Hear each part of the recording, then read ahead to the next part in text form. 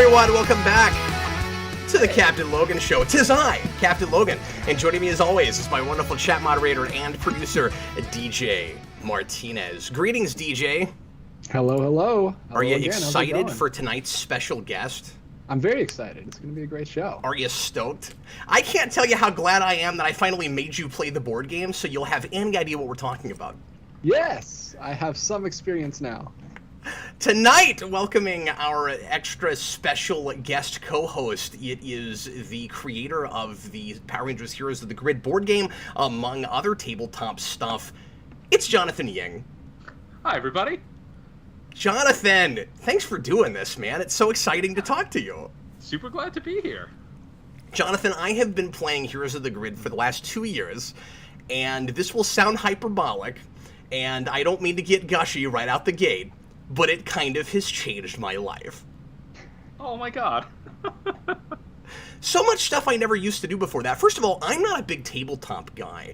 I have dabbled in board games here and there a little bit, but this was kind of a dream come true sort of thing. It's like my whole life I was waiting for this IP to be paired with an expansive living board game, and ended up getting that, and it's been a big bonding experience for me and my kids. It got me into painting, which is a thing that I'm not a visual guy, I'm not an art guy, and that's been like a major source of stress relief and stuff. So anyway, I just gotta thank you for this wonderful hobby that I didn't know I needed in my life. Oh my god, thank you so much. That's very validating emotionally.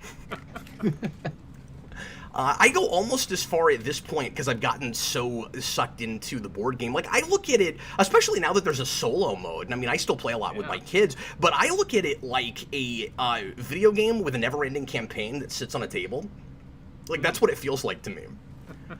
Yeah, it's sort of, initially we didn't know what kind of lifespan the game would have, but it's really sort of turned into something of like a living, almost lifestyle game, like with all of the different content we've been doing and like the monthly scenarios and all that.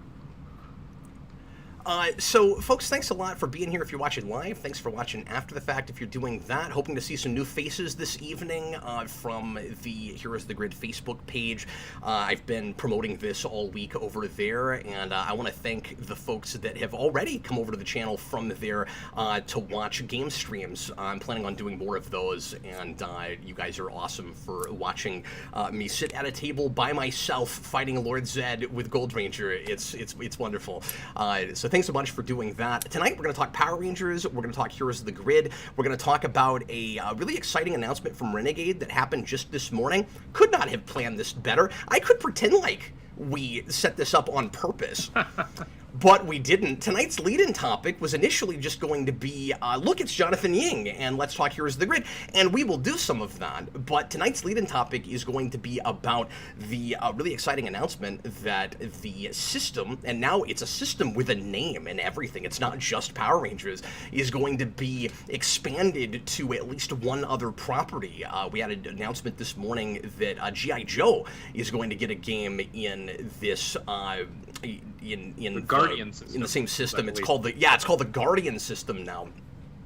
And that's really exciting. Of course, all the Facebook page all day long wanted to talk about, I'm really involved over there, all they wanted to talk about all day was what other IPs could maybe possibly wind up there. Jonathan, you had to have expected that that was going to blow up and be the big talking point for the next however many months.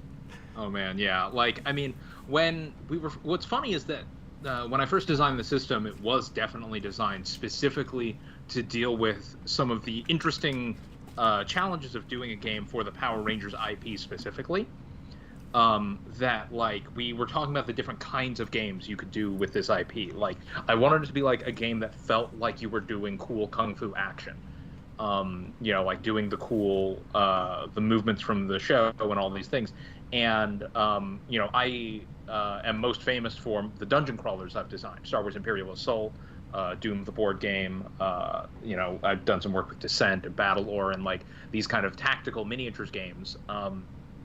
And so Renegade's first impulse was to look at something, you know, on the tactical end.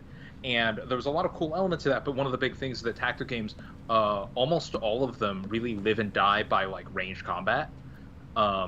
and like, positioning is the super important thing, and like you're kind of progressing through a location, and that's really not how Power Rangers battles are engaged, right? Like they aren't really like going through, like they're not trying to get to a specific point. They're fighting a monster. They're not trying to, and they're not super worried about where they are. They're going to backflip to the place where they need to be and do a cool move, and they're always in the thick of it. And so like developing a combat system that could make each character feel really expressive required like a step of abstraction into the battle system that we have in Heroes of the Grid. And after we had sort of developed it, I had talked to Scott a bunch, and like we were looking at it and be like, we could. This isn't really like any other combat system in any other board game. Like we could really do something with this. And we had there were a lot of ideas, a lot of things pitched, a lot of cool IPs that we could go with. But when Hasbro came on board, I think G.I. Joe was one of the first in line to kind of get the Guardian system treatment. And yeah, it's been pretty exciting getting to see it in this whole new style and what kind of things we can change to make it fit G.I. Joe a little bit cleaner. There are a couple of mechanical differences, but they are generally, it is still the same system at its core. A bunch of things I want to piggyback off of with that, but the first thing I feel I would be remiss in not asking right away, because this is what everybody on the Facebook page was asking all day long, so I better just jump right into it and say and ask you, is it going to be compatible with Power Rangers? Like, it's the same system, but can you buy that box and immediately put it with what you already have? So the answer is yes. It is 100% compatible with Heroes of the Grid. There are a couple of different elements. There are a couple of elements that are different. The biggest shift is that G.I. Joe does not use Zords.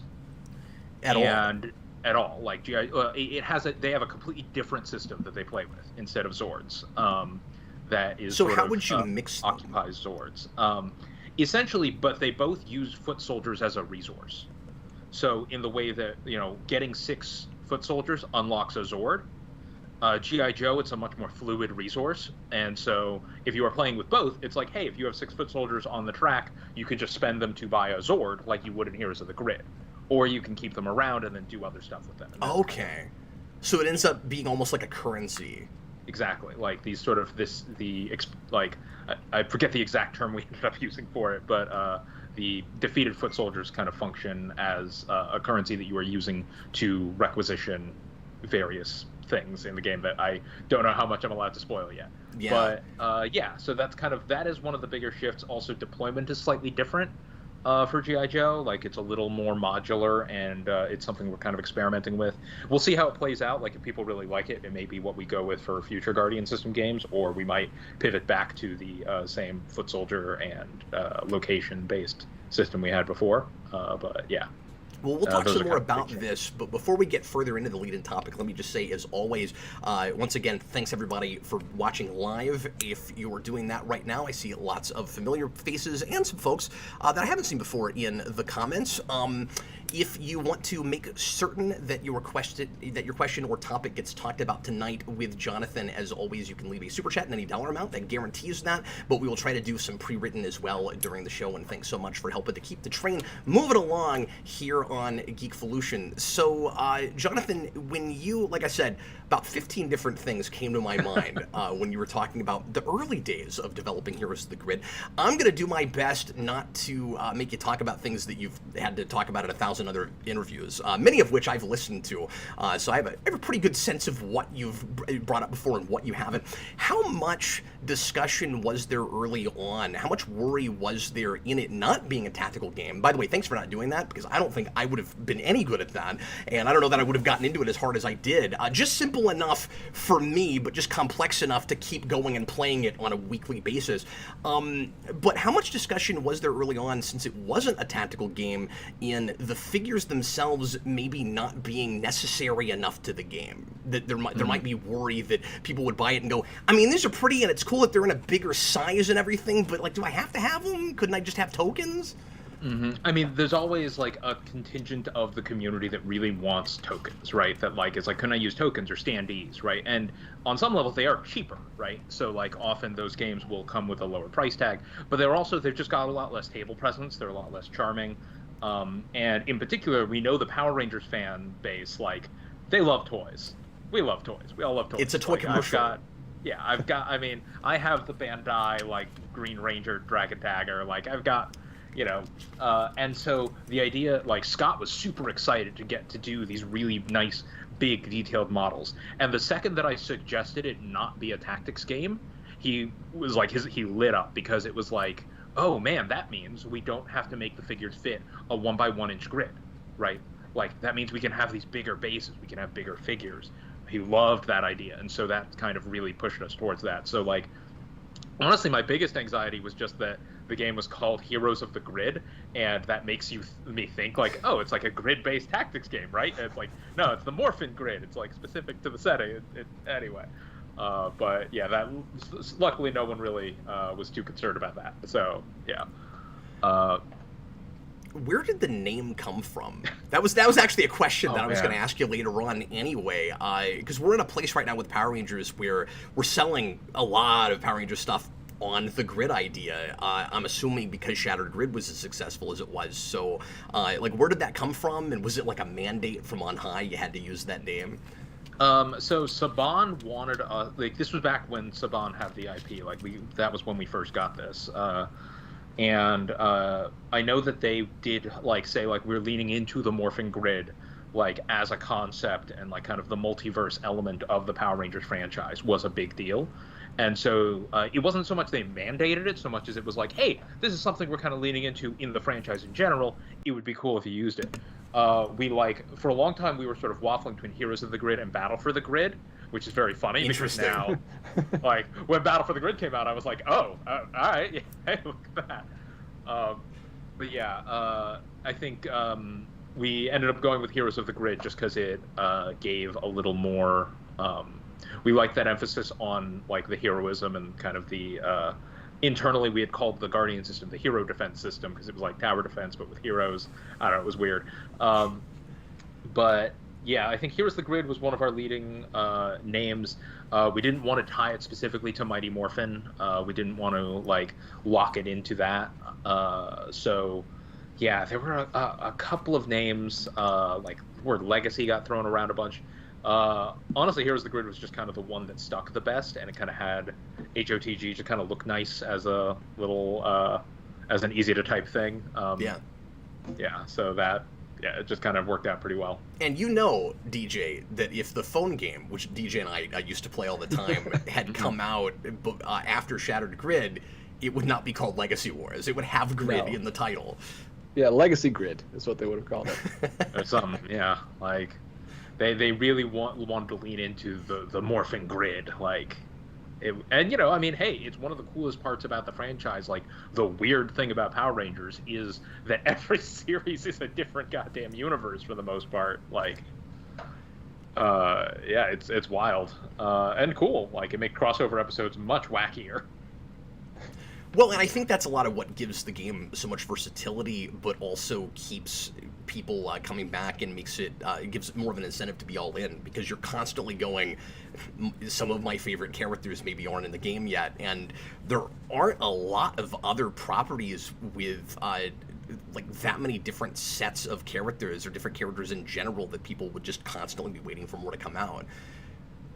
Yeah, I think that element in general, okay, yeah, I think that element of the characters is one of the really weird things about the franchise, is that, like, unlike, say, Star Wars, where everyone has seen the movies, right, and, like, there's some expanded universe content, or, like, where, like, Star Trek has, like, there's the original series, and then there's Next Generation, like, these very discrete elements. With Power Rangers, kind of everyone has the series they got into when they first started watching.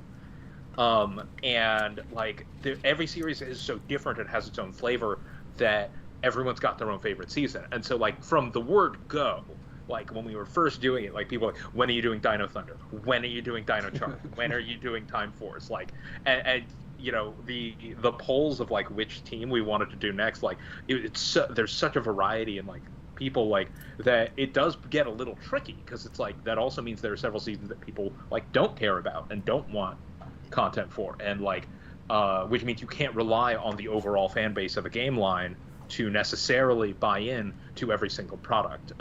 It helps that like a lot of people are into it for the game, and so like I've seen a lot of commentary on the Facebook group of people who are like, yeah, I didn't really watch the season, but these mechanics look really fun. I want to try this character, like, which makes me feel good personally, right? Like, yeah, the game's good enough that you've got enough of a core group that's gonna buy everything no matter what it is. And I'm even seeing a lot of people going, if the G.I. Joe thing is compatible, I'll have to buy that because I'm all in, and I'm gonna buy everything from the Guardian system no matter what the thing is.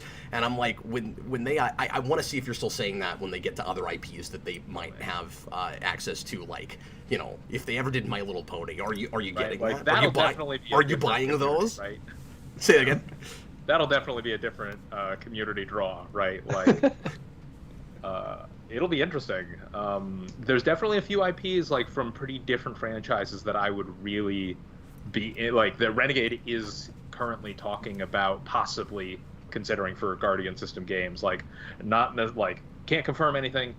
Like not and like it's very hard to talk about because licensing is above my pay grade. But I know that it's something that I've put a lot of thought into and that Scott is really excited about with this. So we hope it does well. We hope it continues, that people keep enjoying it, and that it kind of spreads out, like, and that, the more people who, like, my hope is that people who, like, know G.I. Joe get into it. It's like, oh, this is cool. I want more characters for this. Oh, I could put Power Rangers? I haven't seen Power Rangers in a while. And then they get into and they've got 70 playable characters already? Okay.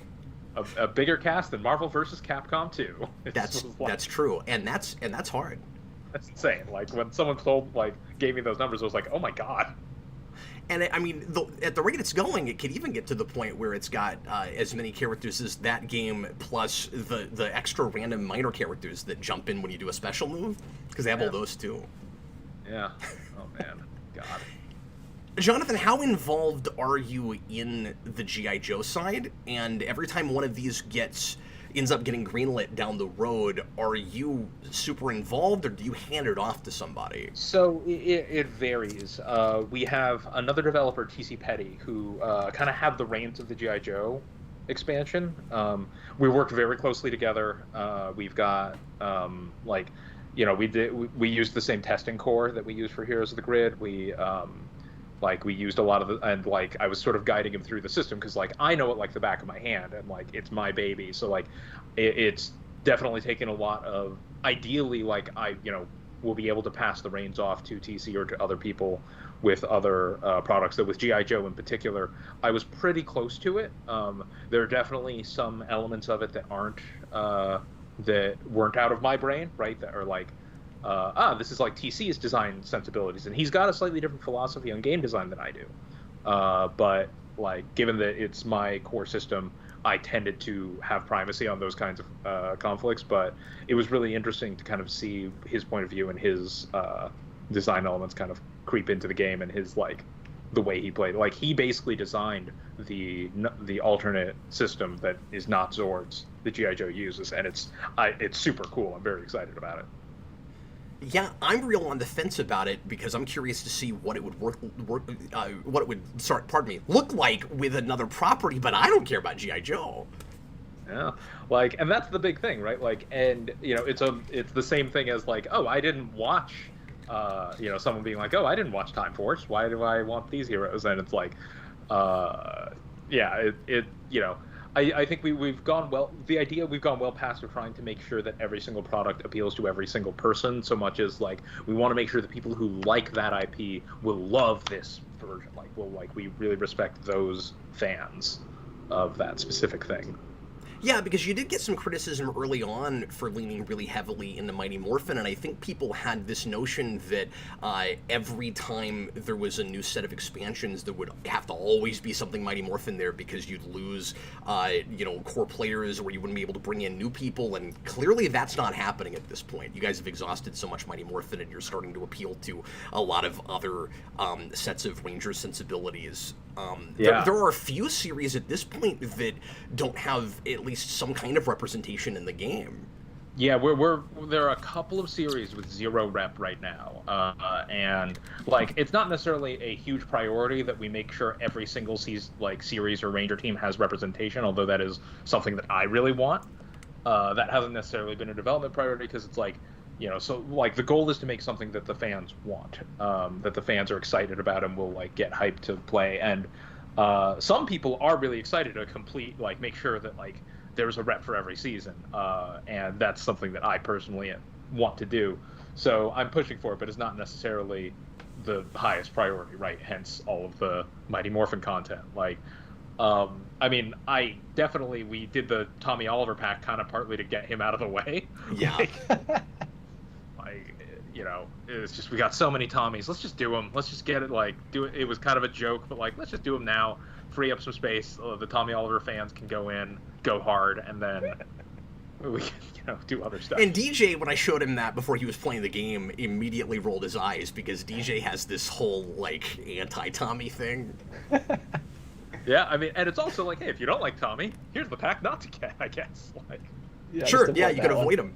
But what was nice about that is that it got some teams started so that you weren't just playing with... Because at that point, you only had really, I think, 3 or 4 teams. It was Mighty Morphin and Hyperforce and Zeo, and I think that was kind of all that was... And then, like, you'd started Time Force. Yeah, you like had Jen Scott's and Shattered Grid. And, oh, yeah, right. And what's Lauren her name? Shiva. Gina Moran.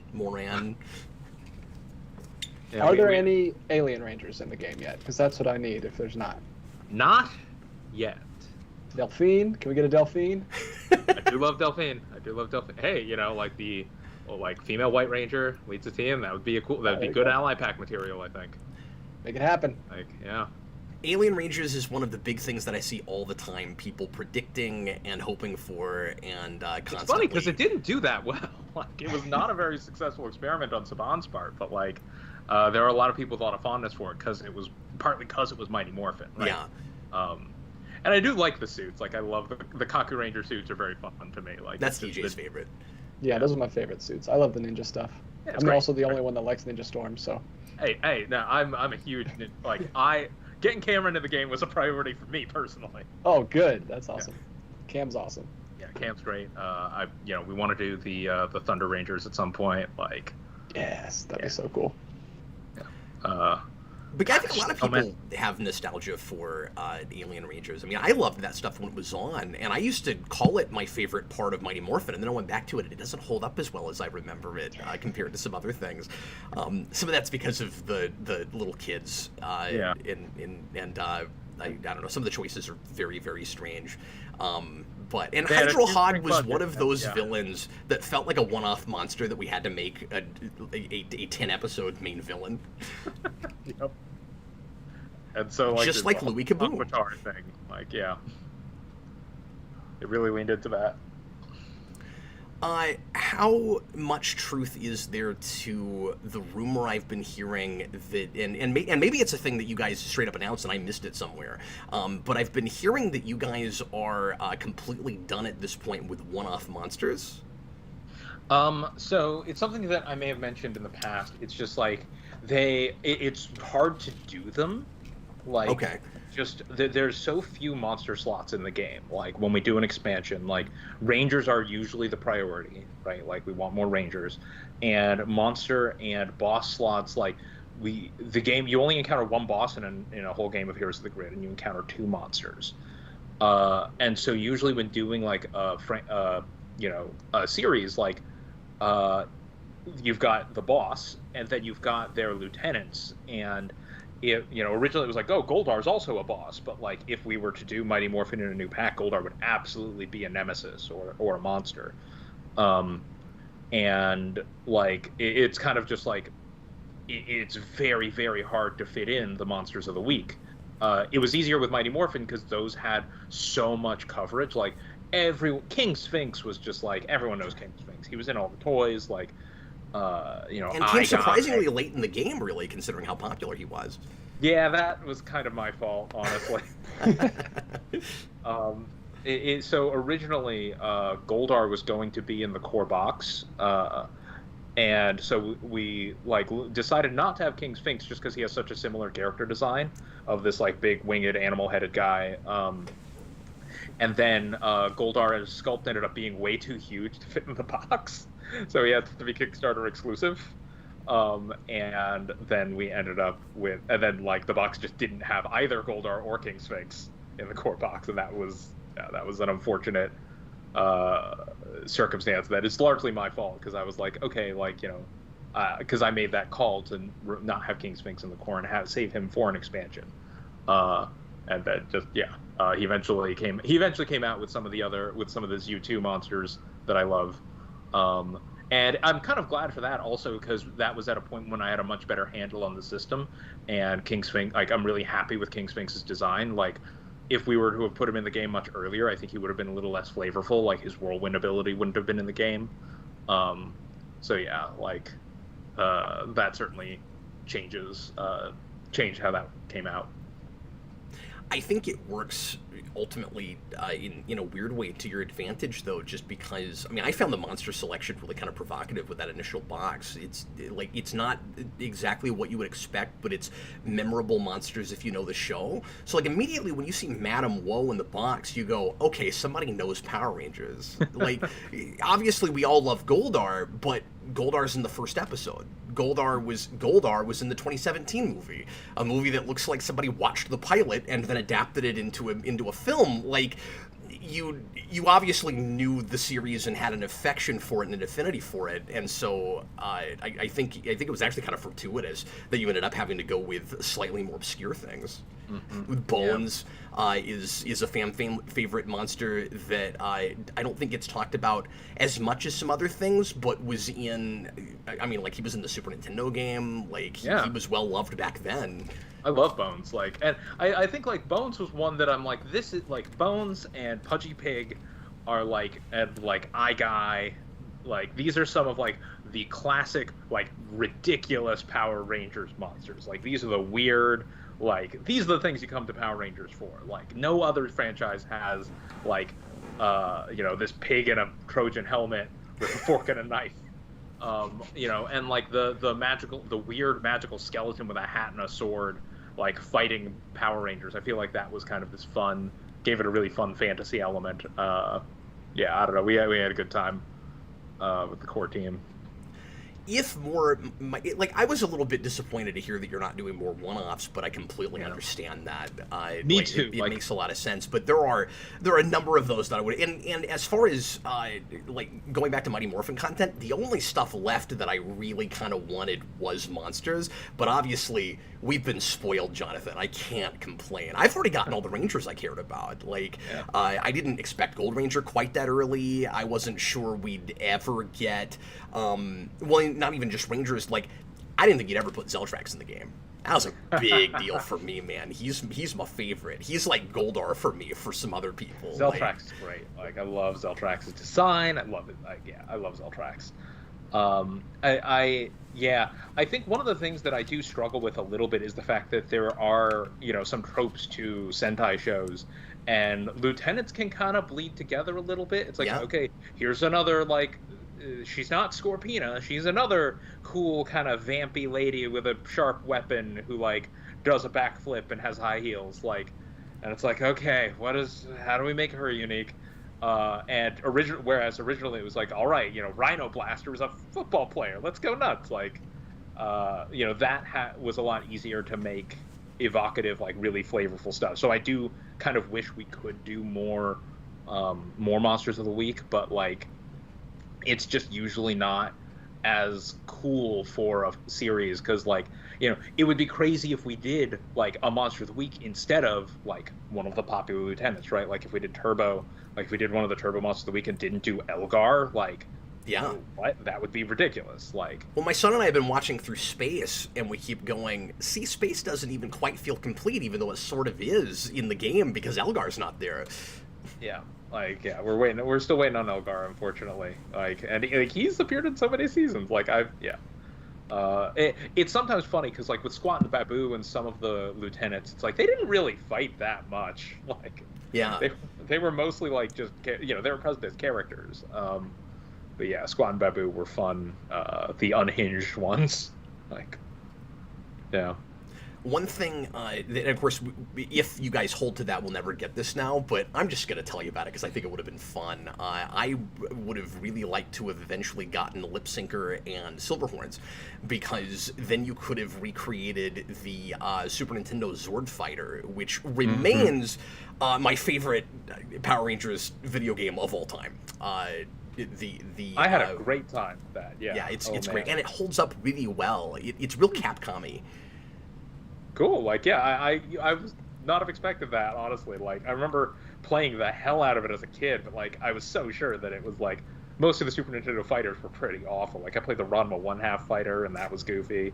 Like, it's simple, but it's still very playable. I have a MAME machine that I get it out on and play it occasionally, and I'm like, this should have had an upright machine, like an arcade machine. It's good enough. That's cool. Yeah, I mean, like, Lip Syncer, I think the monster I am most sad that we will never get is unambiguously Pachinko Head. Oh, of course! Pachinko God. Head, DJ.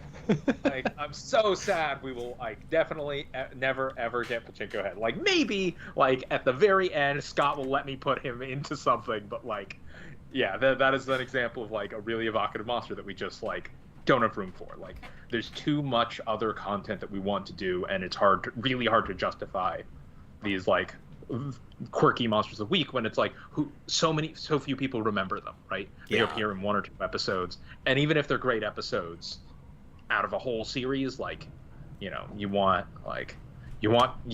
Camille, you want Tenaya 7, you want like all these like you want to see the recurring characters in the game. You know, it's great we finally got Ecliptor. I don't want to paint them, but I'm glad we finally got Ecliptor. Oh boy, yeah. That's been my nightmare since this whole thing started, was Ecliptor's going to come out and I'm going to have to paint him, and we've got him now. And I posted about that on the Facebook group like a week ago, and somebody was like, I don't know where this came from, but somebody sent a picture of a version of him just all red, and they were like, I'm just going to do this variant. He's just going to be red. I don't even know where that comes from. I don't know. Oh man, like, and some of the comic designs are really cool, but it's like some of them, like the Solar Ranger, that like that galaxy pattern that she's got, like, I'm like, how are people gonna do this? Well, and I've seen people do it, and I don't know how they're doing that. Crazy. It's crazy. Well, and there's lots of comic stuff that I'm sure people would love to see, and that would be neat to do. The Imperials, or the Inferials from the recent Eltarian War arc. And I'm really glad you guys have been going to the recent comic stuff as hard as you have been lately, and beyond just Shattered Grin and Draken and all of that, because it was wonderful to have all of that stuff, but they've been killing it lately, and I really wasn't expecting recent stuff, because for me that's where Power Rangers is now. That's like New Power Rangers is the comics. It's so cool. The comics are so cool. Like, oh man. I was so hyped to get Dane in the game, you know, like, he's mean. I was shocked to see that, and then that's really fun because you can put him up against Shadow Ranger now. Yeah, it's great. Like, and that, that's one thing that I'm very fond of, and then there's Shadow Ranger, the really controversial decision to do him helmetless at base. That was another one that was my call, that I was like, I want to lean into the fact that, like, we don't get to see Shadow Ranger, like, we don't get to see Doggy Kruger without the helmet in the Shadow Ranger suit, and I like that. We can do that. We can make a toy of that. And you know, I should have mentioned this earlier, but one of the big things about the game is just all of the characters that never had products before. I mean, I think that's been a big, appeal for Power Rangers fans getting into and helping them get into the game in the first place. Is like, they're just small paintable figures, but we never had an action figure of this or this, and now we've got them. We have the only Cyclopsis figure ever made, and it's one of the only 3 giant ones we have. It's wonderful that exists. God, I love Cyclopsis. Oh man, and Dan Mora's Cyclopsis art was so cool. Yeah, it's killer. One of the things that blew my mind was at the Power Rangers virtual convention you guys did back in 2020. Dan Mora did an interview, and he's not a Power Rangers guy. It just blew my mind. He was like, I've I've seen Mighty Morphin, and it's the only one I go back to. And I'm like, how? And you look at all the stuff he draws all the time, he's not even gone back to it for reference. I don't know how he does that. Yeah, I mean, when you know what you're doing, like, he's very good. He's just very good. Yeah, I don't know. It's interesting. Like, I think Dan definitely has, like, I mean, like many fans, like, they saw the series that they grew up with, right? And they have a lot of affection for that. I do appreciate, though, that Dan is very, very careful with a lot of the designs that we do. Like, he is sure to, like, make sure that they match the reference that they go with. Like, you know, he puts the bits on the right sides. Like, with Saban in particular, they were very careful about how the helmets are formed. And, like, you know, that, like, the tusks and the, like, how the helmet elements, like, actually flow onto the characters' helmets. Like, our sculptor struggled a bit initially with matching the original, because he would just kind of do, like, what looked about right, but, like, oh, no, they have to be, like, this far in. They have to be, you know, they have these very precise measurements for them that we had to, like, match on the figures. And Dan has been very good about that, like, the whole time. So, like, he definitely puts in the craft. Well, he's clearly meticulous about details. That's why I couldn't believe he said that. Yeah. Jonathan, so we'll get to the comments here in a minute. I gotta tell you the big thing right now that I'm really hoping that you do at some point. And I get Scott's just wait thing, and I know you're not gonna be able to tell me anything, but I just gotta throw it out there. Keeping poker face? If you don't mind my saying it. And partly because I don't know how you'd even paint it if it existed. The big thing I need before the game eventually finally is gone, whenever it is playable Zordon. I need it so bad. Because we now in the comics right now, and I'm sure you're caught up. Mm-hmm. Uh-huh. We've got Zordon in a smaller tube on top of a robot body like he's Krang from Ninja Turtles, and it is the coolest freaking thing I've ever seen. I'm gonna fanboy out on this, I can't help it. Zordon and Zed are my favorite things in Power Rangers, always have been. We've now given them a tragic backstory together. It's the thing that we always should have had. I've got tiny qualms with it. Overall, I think it works really well. It's wonderful. That I want to say it's Mighty Morphin 14, I forget, or maybe it's 15. That cover with Zed fighting Robot Zordon is the single coolest freaking thing I've ever seen. It is. And I need him in the game as a playable character. Noted. We will take that under advisement. And if and when we get a playable Zordon, we can point to this episode. We'll call it there. Yes. Right. Jonathan, you know that if you put that in an Allies pack, people would just go hog wild for that. It's true. And, like, I feel like it's one of those things where it's like it would overwhelm everyone else in that Allies pack. Like, we could just put anything in there. That's true. Yeah. Well, like, and he'd have to almost be a game-breaking character. Because he's Zordon. Like, he'd be so powerful. That's the tricky thing, right? Because it's like, oh, the White Ranger is just better than everyone else. Yeah. In Mighty Morphin, right? Like, yep. And we sort of, the way we ended up reflecting that was to give him the, like, jack of all trades style. Like, both White Ranger and Gold Ranger are very rare jack of all trades rangers that actually can occupy any role. Like, they can generate energy, they can deal damage, they can tank hits. Like, they are, without having to rely on other rangers being present, which is what, like, Jason does, which is our, like, leader archetype in the game. But, like, that is kind of how we represent having more power. Tends to be more versatility without actually being inherently more powerful. Though if you did a game with all, like, you know, with, like, white, gold, and, like, some of the other slightly more pushed ranger kits, like, you would probably have an easier game than average. But we want to it's very important to us that we maintain the game balance of the rangers, like, and, like, keep the enemies difficult, because, like, the game will always become easier over time as you just get new tools. Just because having versatility and having more abilities and having new things that you couldn't do before will make any team more powerful. And so, like, maintaining that balance has been a big, important thing for me going forward, because once power creep starts setting in, it really damages a game's longevity, right? It really makes things feel like, oh, now, like, the old stuff isn't relevant. Now people don't want to buy the old stuff because it's not strong. and then like you only buy the most recent expansion, and that like I want kind of every expansion to have relevance and to have power and to feel cool. Well, you've continued introducing more difficult enemies. I imagine partly to kind of help offset like that. Like, you're not going to go up against Mondo with the original 5 Rangers and probably beat that. Well, actually, like, we kind of balance how we balance the game. We test all enemies against core 5 Rangers, and we test all That's awesome. against core box monsters. And I just said that because Mondo's really hard. Like, one of the great things about the game is that the original 5 Rangers don't stop mattering as time goes on. I'm not saying that. Yeah, like, I mean, some of them, like Power Axe is just really good. Like, Power Axe is a little too good. And so very few things in the game are as strong as Power Axe, and so, like, it's hard to invalidate Zack. And, like, same with, like, rerolls are incredibly strong and not actually that common. And Jason being in a battle is always nice. Like, you know, Kim, like, is, like, very consistent at ignoring guard. She hits like a truck. Like, we kind of make sure each Ranger, like, no new Ranger is just a better version of a previous Ranger.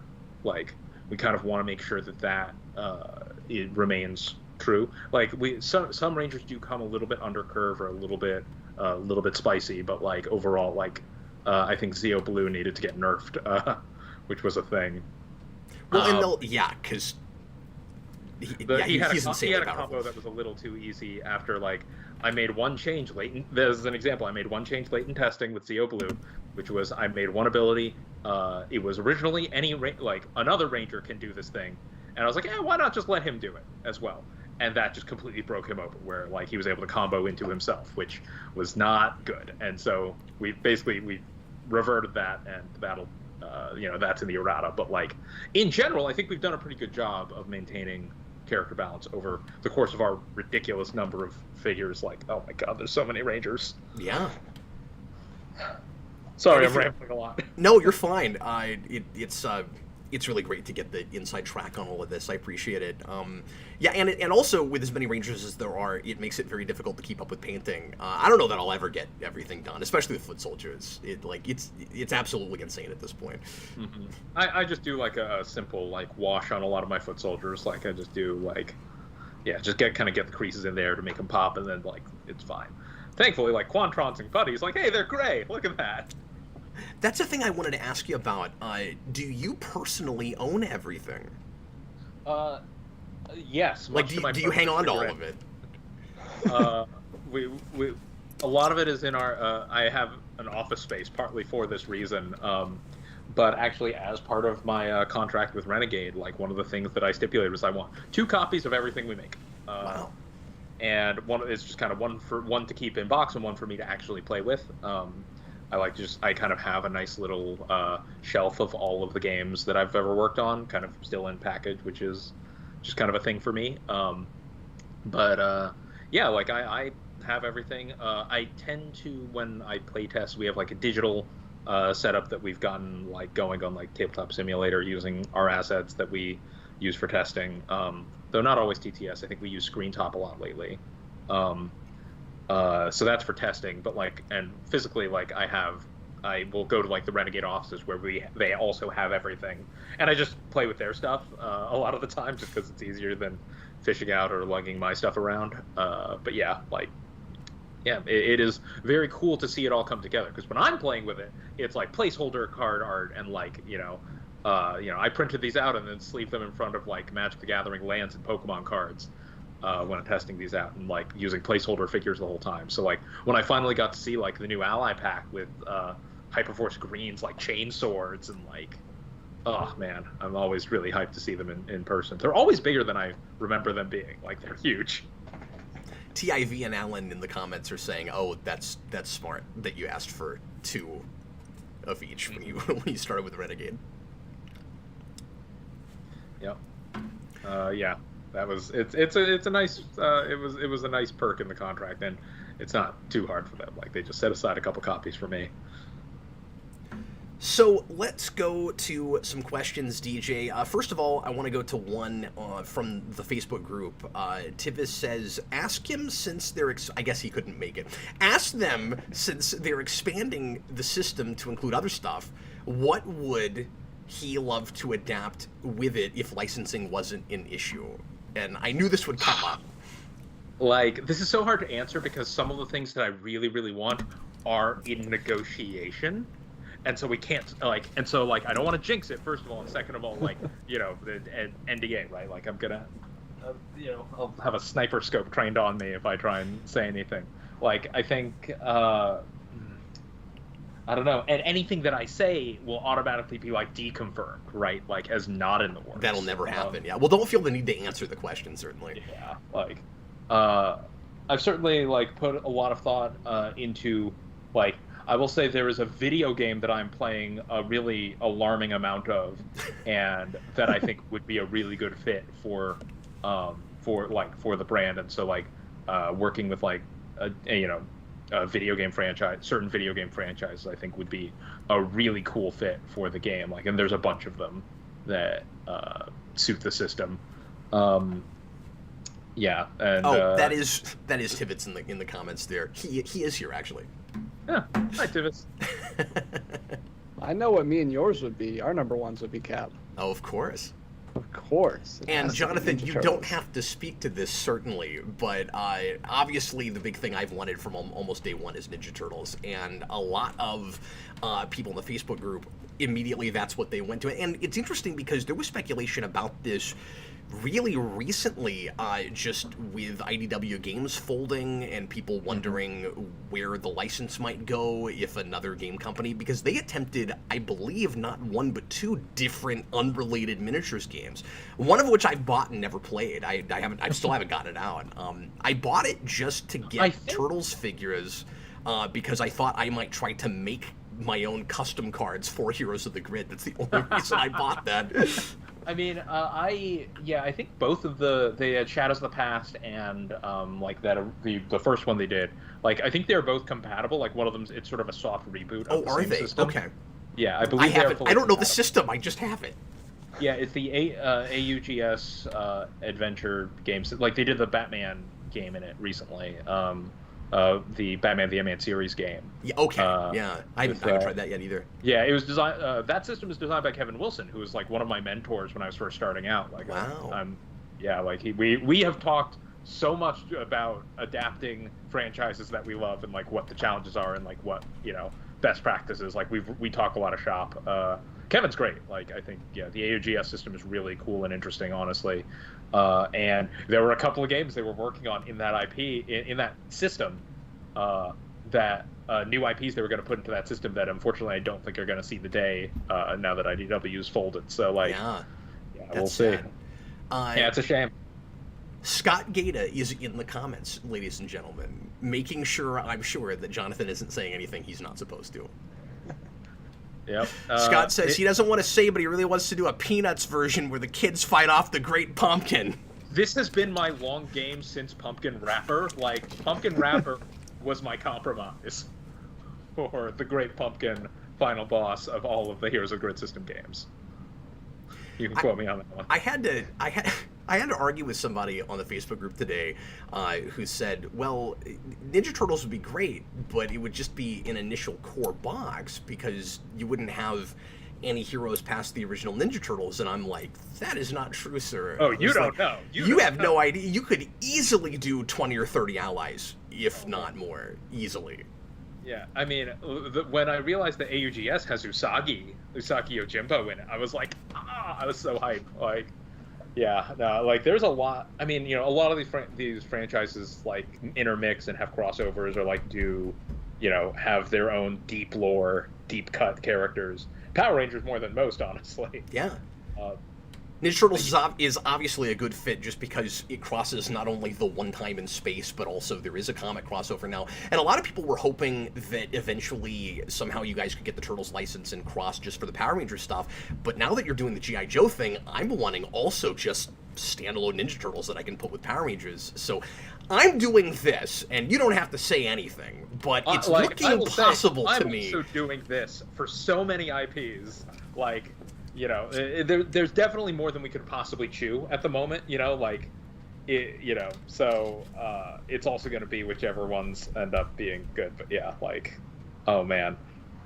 Scott, stop spoiling. Stop deconfirming things in the chat, in the comments, Scott.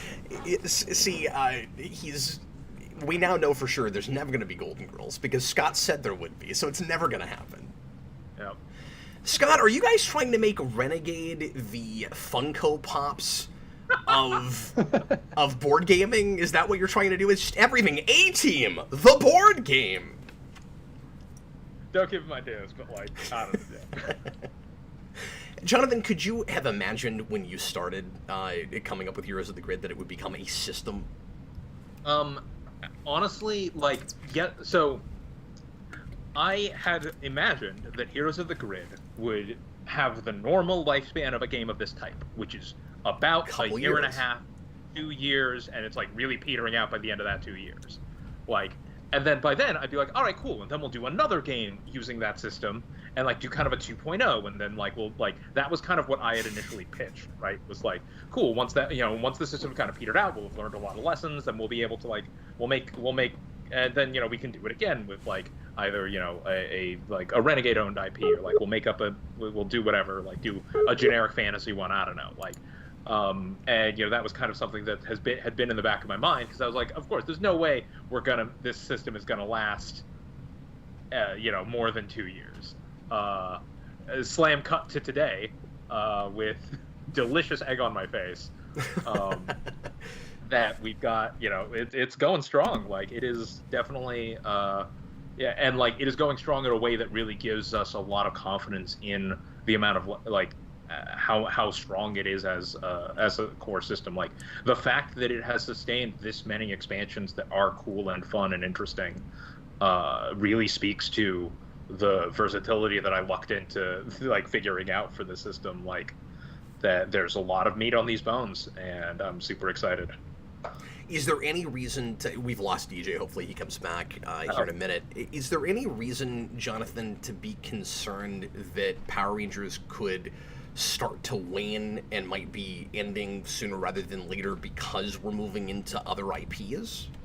I think one of the big reasons why we brought TC on is so that I don't burn out, right? Is to like help me like keep my sanity. And like I think Scott has talked about, like, as in general, like, as long as like the fans are here and like we want, like, as long as we can afford to keep making it, we will keep making it, right? Like, that is the big thing. So we are certainly hitting this like I feel like the event horizon of most people's Kallax shelves, where like I feel like give us like 5 more expansions and your shelf is going to collapse into a neutron star. But barring that, like, I think the system certainly got a lot of longevity ahead of it, as far as I can tell. But like, I don't make those decisions necessarily. Sure, but I'm excited to hear that that's still the plan, because that's what you guys were always saying early on, was like, as long as there's still X amount of interest, we'll keep putting them out.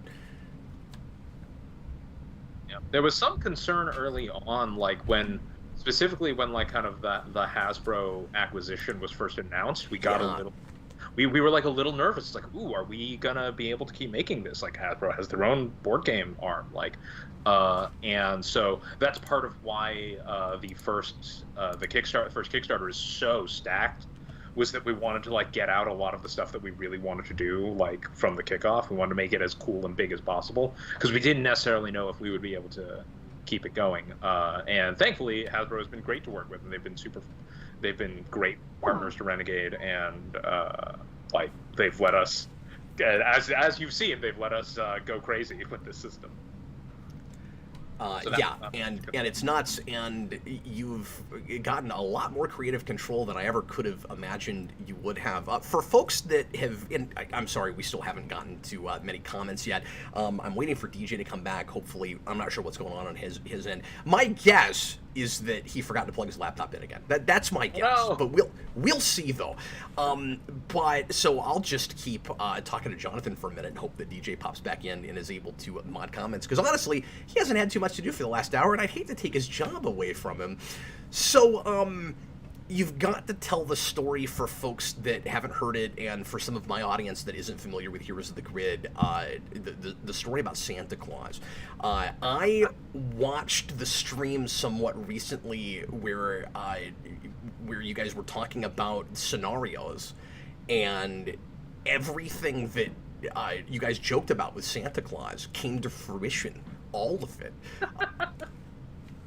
Yeah, that very fortuitous. I mean, getting Dan Mora to draw buff Santa in a ranger suit and like do a reindeer Zord was pretty great. Like that was a real treat. That was surreal for me. I'm a huge Klaus fan, and to see him do so a Santa Ranger after doing Klaus, and you can tell that he was not shying away from the way he draws Santa Claus.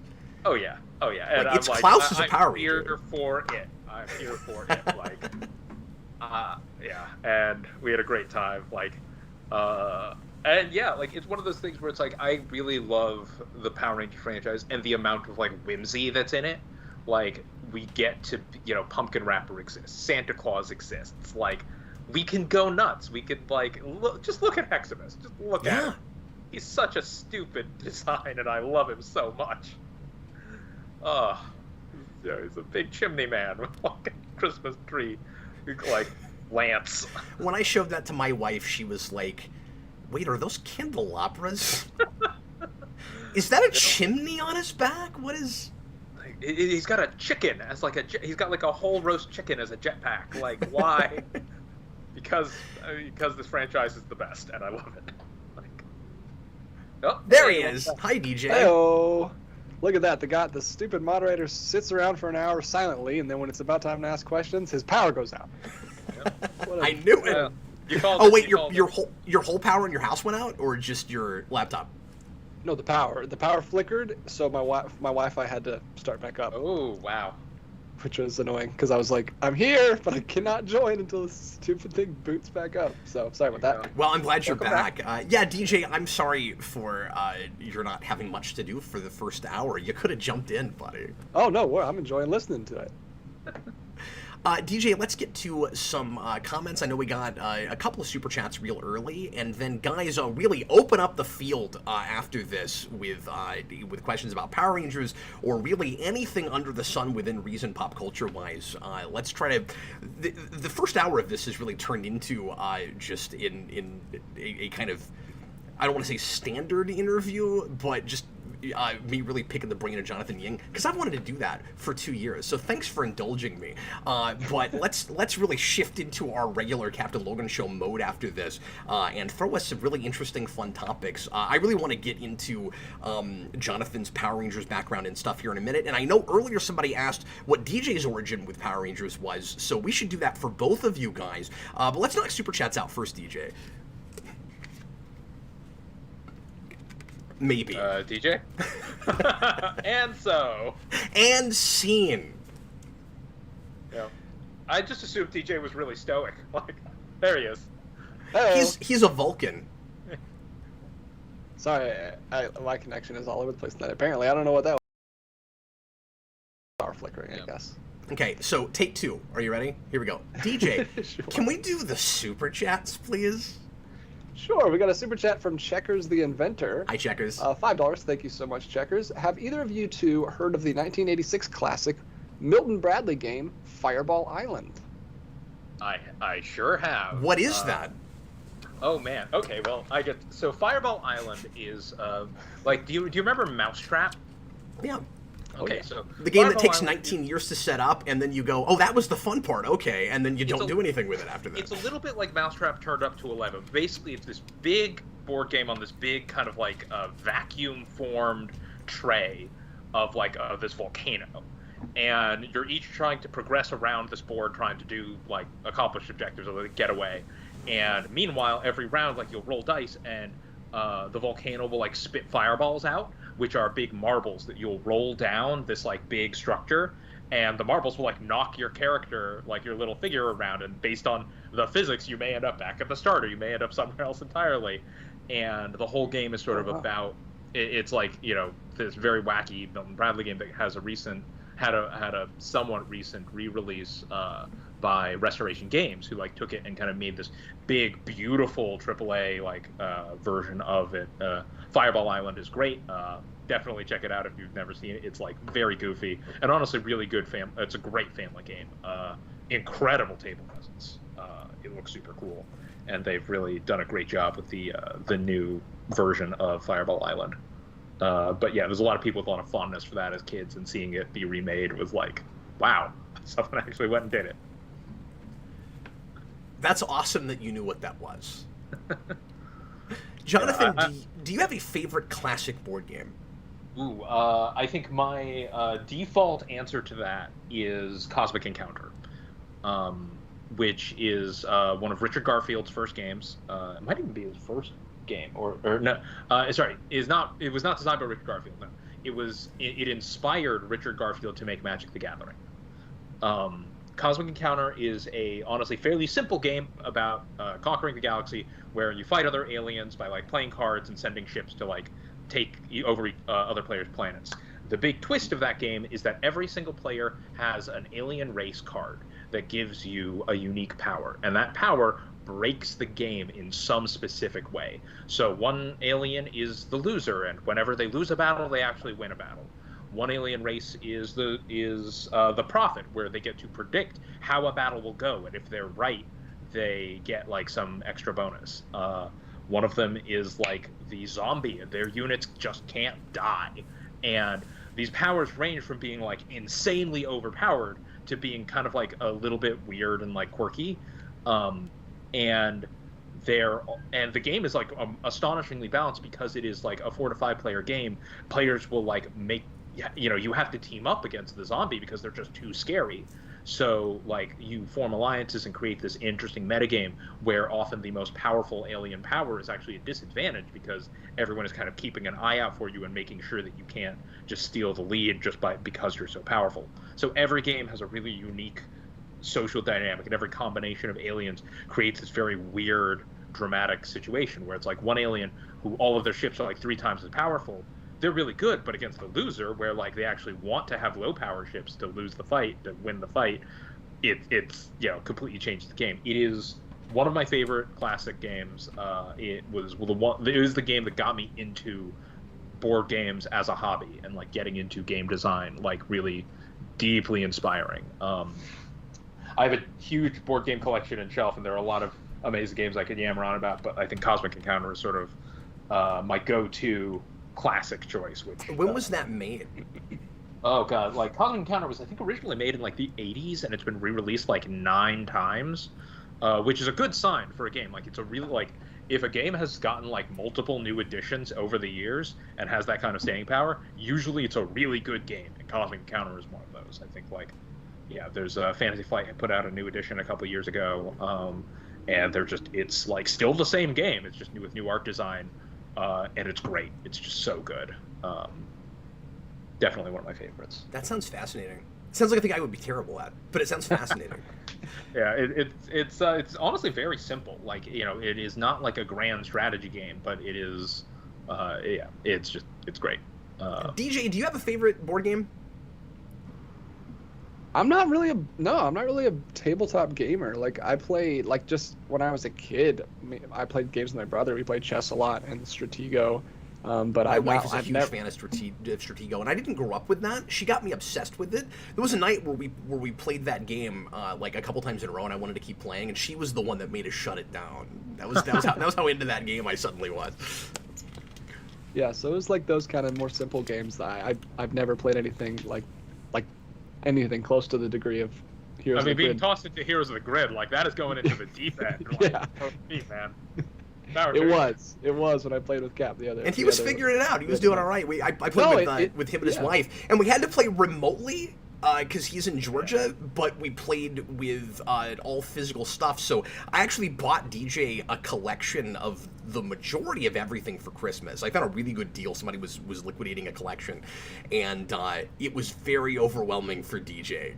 Because that's a lot of stuff. Yeah, having no idea what you're looking at. Box, actually 2 huge boxes full of many boxes of Power Ranger stuff. It is awesome.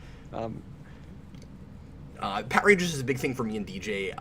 That series on Power Rangers. We used to do commentaries, blind commentaries on every episode of a season, and we did that up through like halfway through Turbo, and then we finally had to shut it down for various reasons. But that's how DJ and I got started together, was doing the Power Rangers thing, and so really glad that the three of us were able to do this evening. Yeah. So the next super chat's from T-Edge1. Hello, Tom. Super chat, he says, I've been working on a secret project, but have been having trouble with creativity and motivation.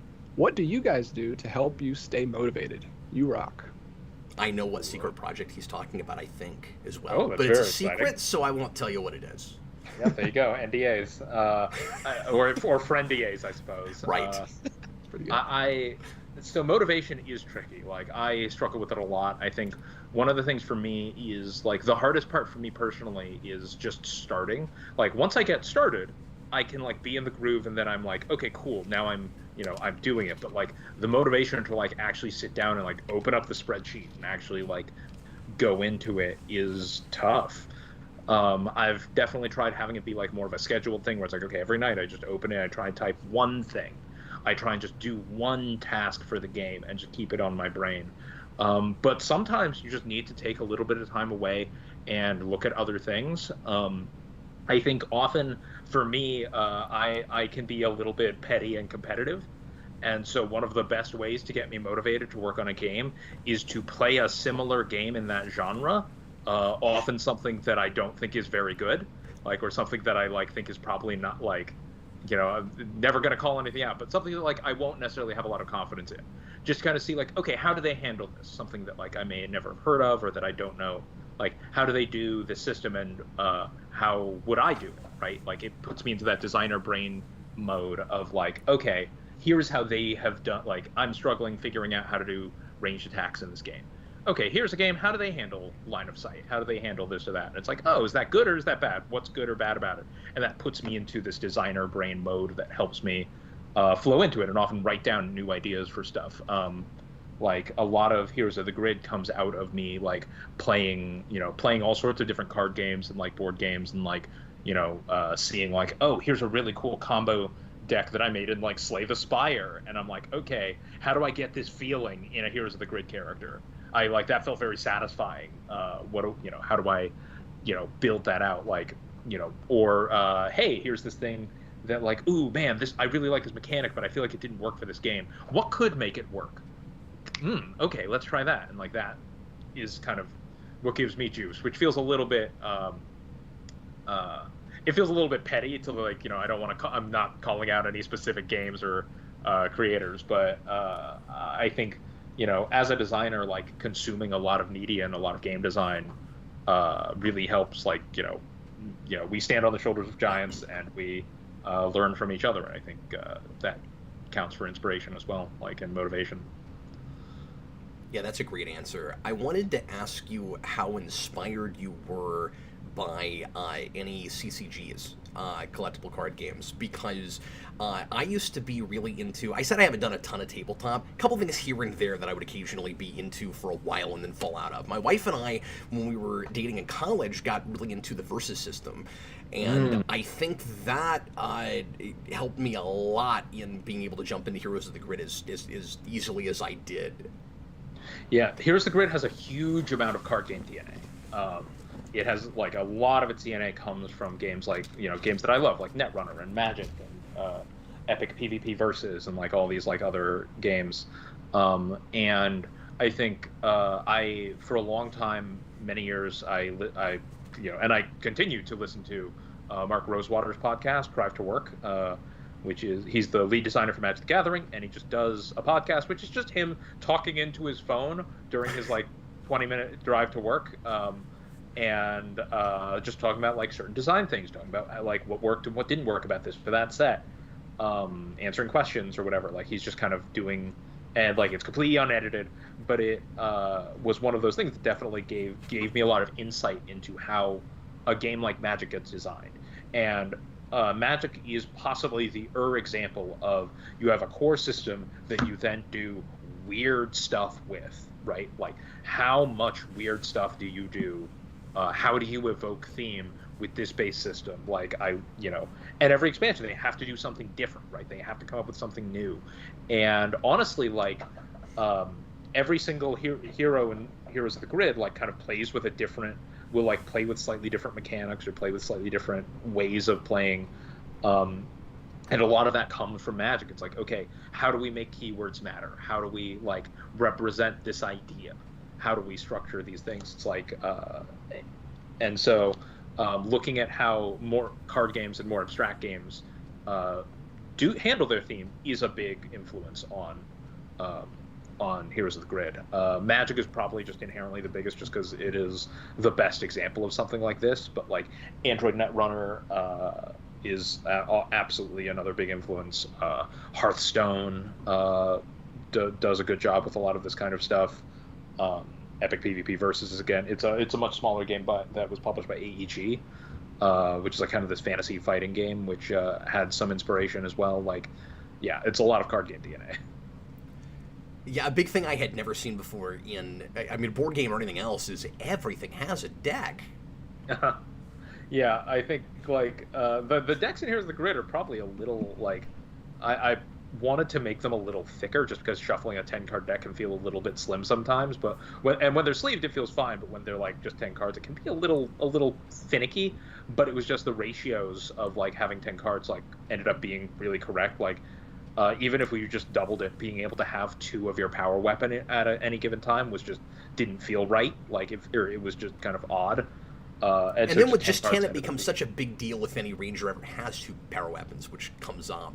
Mm-hmm. Yeah, and like the 10 like makes it really easy to track like what's in my hand. Okay, I know that this and that is in my deck, and what's been discarded. Like it allows you to really quickly learn how a ranger is, and that creates a big skill element of being able to control the small amount of information at play lets you strategize much more coherently. So yeah, in some ways I want every ranger to feel like their own custom built deck, right? Like they have been built to like have a play style, have a win condition, have a goal, have a thing that they do to contribute to victory in a given battle. And with smaller decks, the stakes feel higher because the way you take damage and one of the ways you lose is losing cards. Yeah, yep. And yeah, having fewer cards puts the stake, makes things tighter. Like the game modes where you combine the decks and have a 20-card deck, you are much beefier, and it really changes the tone of the game, which is like still fun, but like it is different. I'm better at those because I've never been great at the strategy of dying on purpose. So when I play 2-player games with 20-card decks, I like that a lot more because I don't have to worry about energy in the command center. It's like, well, I don't have the option to sacrifice myself, so I don't look like I'm doing it wrong. There you go. DJ, what else do we have, sir? Oh, we got one more super chat from T-Edge1. He wants to know what Jonathan would do for a Smallville game. Ooh, Smallville. I mean, what I would do is definitely put Impulse into the game, because I love, that's like my favorite episode of Smallville. God, the running backwards scene is just so good. I don't know. I didn't end up watching like the last couple seasons of that show, so like I don't really know where it goes. I think you're better off. Yeah, you are. Yeah. Yeah.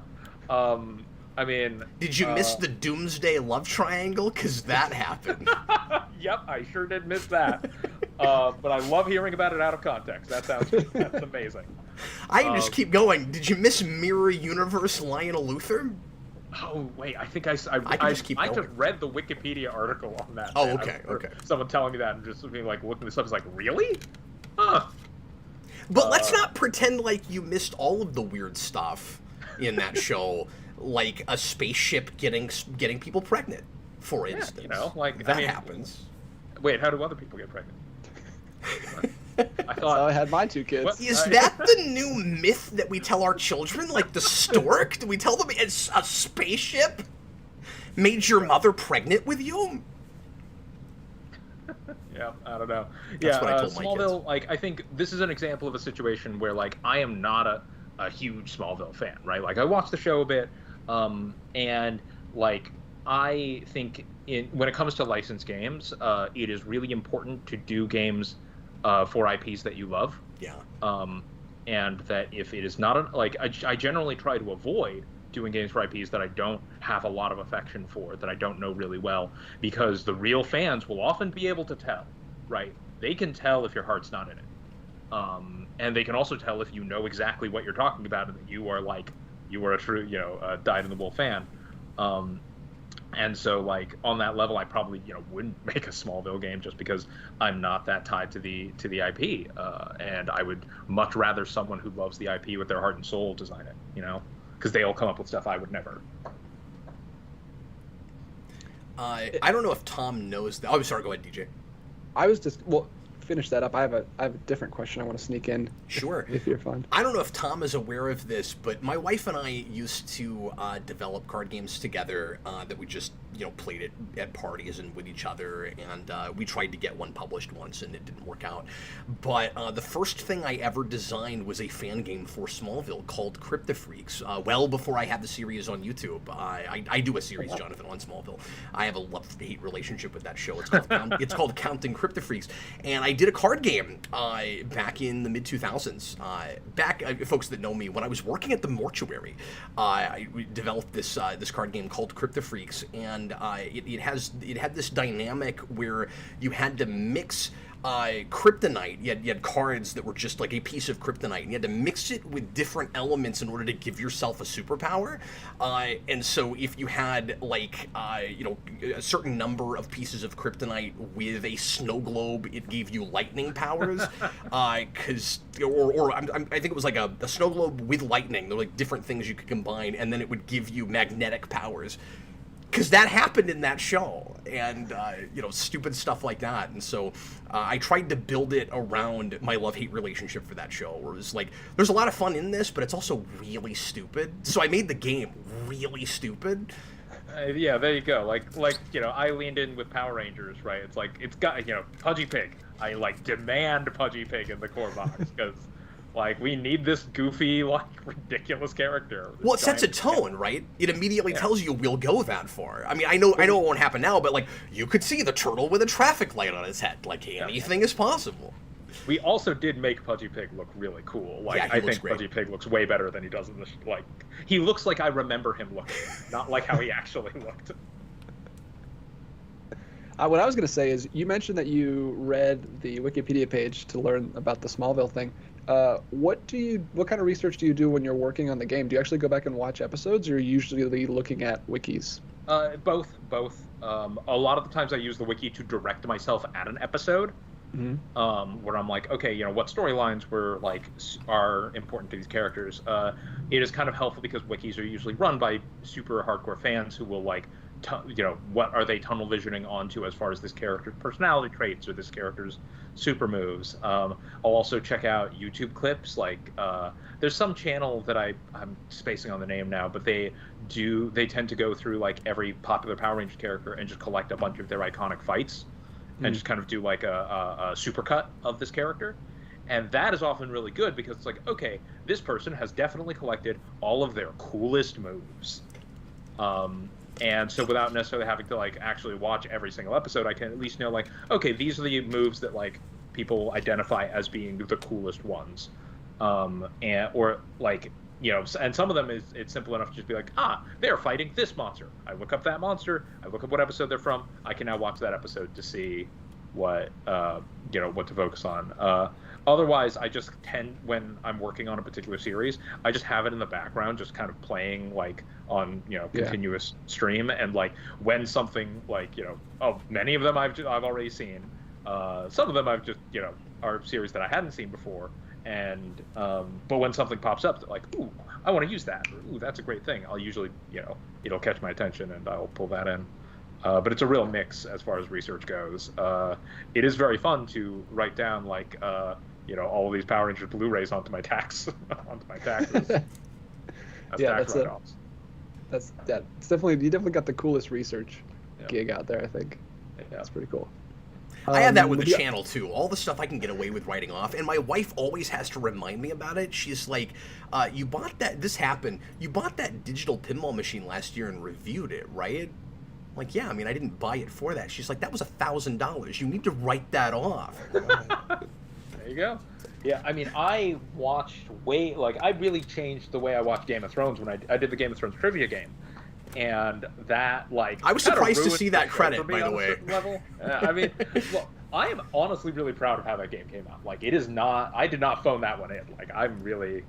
I like the design of that, and may end up reusing some of the elements of it in later products. But like, I watched a huge amount of Game of Thrones because it was the show. It was for the show specifically, meaning I couldn't just go through the books for trivia questions for like lore stuff, which is where you would normally go for something like this. It had to be show canon. So like, it was a very different experience. Like, go through and get trivia questions for that, and like vet trivia questions. Oh god, that was a whole thing. So DJ, how many more super chats are we sitting on at the moment? Just one? We've got one more right now. Let's Oh, go wait, ahead two more. and do that. And Someone then... asked to see my shelfie. I could show that off. Oh yeah, I saw that. Yeah. This one, I'll read this one real quick. It is not a question. He says, it's Thomas Ledbetter. Hi, He Tom. says, not a question, but just wanted to support the stream and say that your vibe is wonderful, Jonathan. Always be you and continue to be more phenomenal. Oh shucks. Yeah, thanks, You too. Thomas. He's one of our regulars. That's so nice. And then we've got one more super chat that is a question from Raptors Go Rar.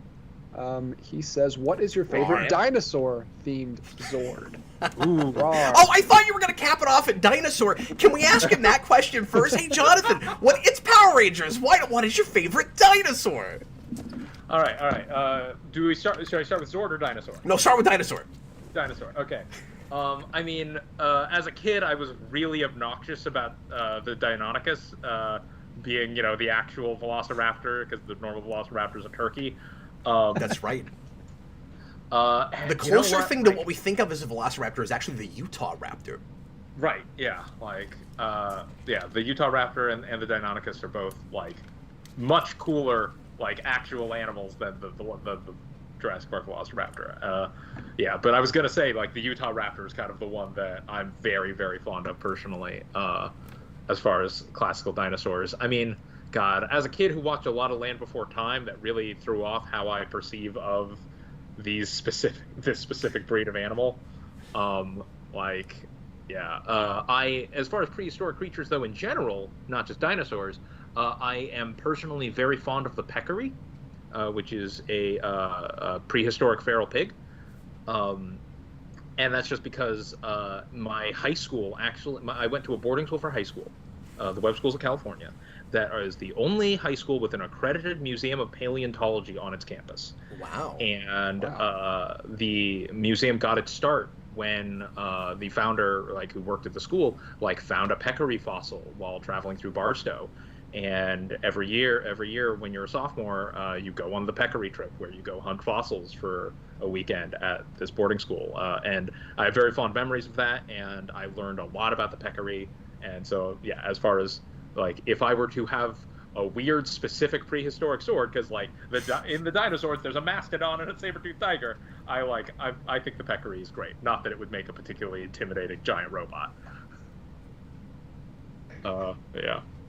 That's You're amazing. right. We think of course, Mighty Morphin as a dinosaur-themed season, but 2 of the 5 are mammals, and I mean 3 of the 6, because a dragon is also not a dinosaur. Yeah. And I mean, that dragon is Mechagodzilla. Let's be honest. It is. Yeah. DJ, give us real quick the kind of Cliff's Notes version of your origin with Power Rangers. We'll go round robin real quick and do that. I forget who it was, but somebody earlier asked specifically about yours, DJ. So we'll get into yours. That was on the docket for me with Jonathan anyway. So go ahead. Yeah, I can't really remember a time where I wasn't familiar with Power Rangers or watching Power Rangers. We did not have cable growing up, but I had a bunch of the VHS tapes that I would just wear out over and over and over. Mm-hmm. I wasn't as big into the Megazord stuff. I was never a big robot guy or Godzilla. I never watched Godzilla or anything, but my parents are both martial artists, and they've had a martial arts studio ever since I was born. I was just I came out of the womb and I was just walking around in there all day from right after school to we would go home at 9 o'clock. So that was the reason I watched the show, was just for the martial arts and mimicking that stuff and watching that and trying to recreate it and stuff. So that was what got me into it, and that's what kept me in it longer than I probably should have. That, and I had two littler brothers, so There you go. I watched it longer because of that too. But yeah, even in because the choreography got better in like the later stuff. It really did, yeah. Early on, it was like, oh, you can do a backflip? Cool. Yeah, just do Do that. a cartwheel. Like, But like by Dino Thunder and that kind of stuff, like the American side was so much better at the choreography. yeah, I mean, now like they've got like real, like, you know, being a stuntman is a real job now, right? Like, Yeah.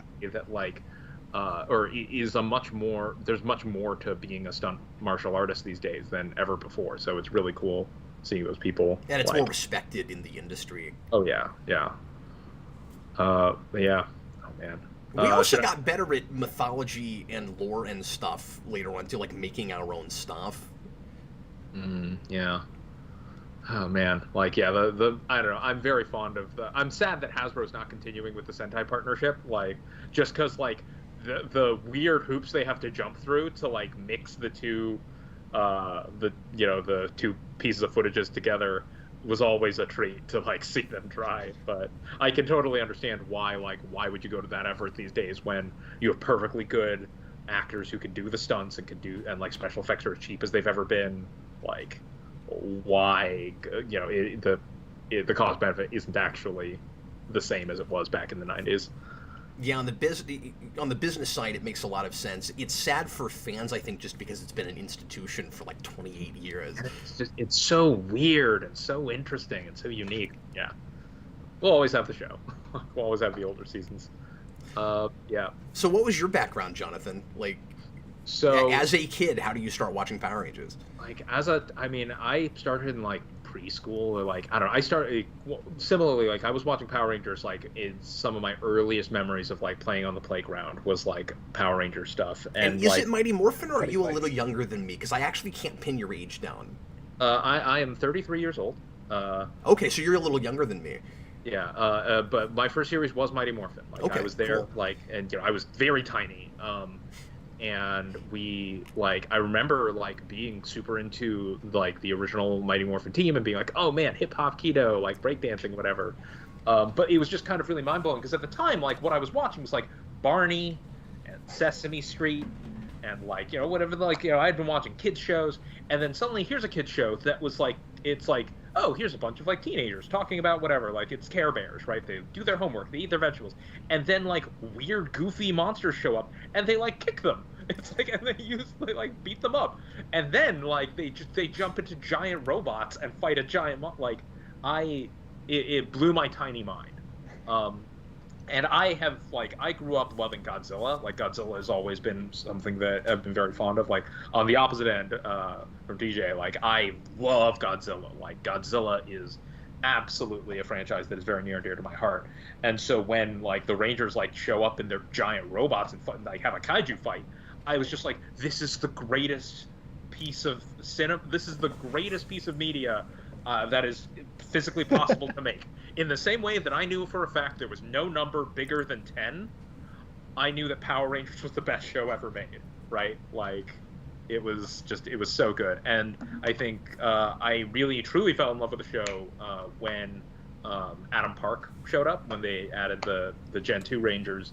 You know, growing up as a kid, as a Chinese American kid, the Asian character is always either the kung fu guy or the smart guy, or like, you know, the weenie nerd. And in Power Rangers, it was interesting because like they already had a nerd on the team, Billy, and they were all the martial arts person. So Adam Park just got to be cool. He just got to be a guy, and I had never really like seen that before. And it affected me very deeply, and I've been a fan of Johnny Young Bosch ever since. Yeah, he's awesome. That was always I mean, notwithstanding, of course, the weird, like, the black guy's gotta wear the black outfit, you know, et cetera, et cetera. Walter Jones requested that. You know, I forgot about that. Yeah, Like, but I yeah, mean, it gets made fun of for that. Oh yeah, absolutely. And like, but like, it was the thing where he was like, I want kids to know which Ranger I am, and like Walter. I think he called it correctly that was kind of identifiable, but it is That was smart, the optics yeah. were a little awkward, right? Like the Yellow Ranger, the Asian one. Sure, but I was going to say, like, that show always going up, unless, Jonathan, you can think of an example where I'm wrong, was both diverse and not super stereotypical with its ethnicities and things. Yeah, no, like I as far as like kind of early like like diversity went, like the girls could fight. Like yeah. Trini didn't wear a skirt, partly because she was being played by a male actor in the Sentai footage. But like it was really cool. It gave us kind of a really different set of character archetypes than we had been seeing before. Captain Planet, Burger King Kids Club, like. There was a lot of that going around in the '90s that I am personally very glad for, because like I like seeing diversity and cool characters who I can relate to in without ambiguity. I don't know. It was I think was a thing. Power Rangers has always been very big on this. Like Saban gave us when they were telling us about we went through Ranger School with Saban. It was like a PowerPoint presentation they gave us about like what the franchise stood for, and they really emphasized kind of diversity of like personality and like character and gender, race, like all very important to them as an IP. I feel like that was a thing that people took for granted in the 90s when Power Rangers got so popular, and it was this big question mark, like, why were kids so into this? And part of it was just the audacity of it, like you talked about earlier. It worked in Japan, but we never had it here, and so for us, this thing that had been going on for well into a second decade was, or maybe even a third, for us was like brand new and mind-blowing and everything. But I think a lot of it was also just as simple as girls watched it too. And that's the thing that I don't think is talked about enough with Power Rangers, that it wasn't an exclusive boys club. Not just because there were girls that were in it, but they were also the superheroes and on the same level, and frankly, very often some of the better characters. Yeah. Like Kimberly was probably my second or third favorite character. Kimberly was great. Amy Jo Johnson really killed it. It was great. So, Jonathan, before we get to some more questions, since I was going to wait on this and see if any of these came up, but they haven't yet. So, if you will indulge me, we're going to rapid fire through some Power Ranger favorites. We're going to do 10 of these, and I want you to say the first thing that comes to your mind. Are you ready? Are you ready, sir? This. Oh boy. All right, here we go. This will be like word association with Power Rangers. So these are all favorites. I'm not going to say the word favorite first. I'm just going to say a category, and you say the first thing that comes to mind. Here we go. Okay. Are you ready? All right, hit me. These are favorites. Favorite Ranger next to Adam. Let's see. Oh shit. Training. Overall series. Ooh. RPM. It's wonderful. Villain. Oh,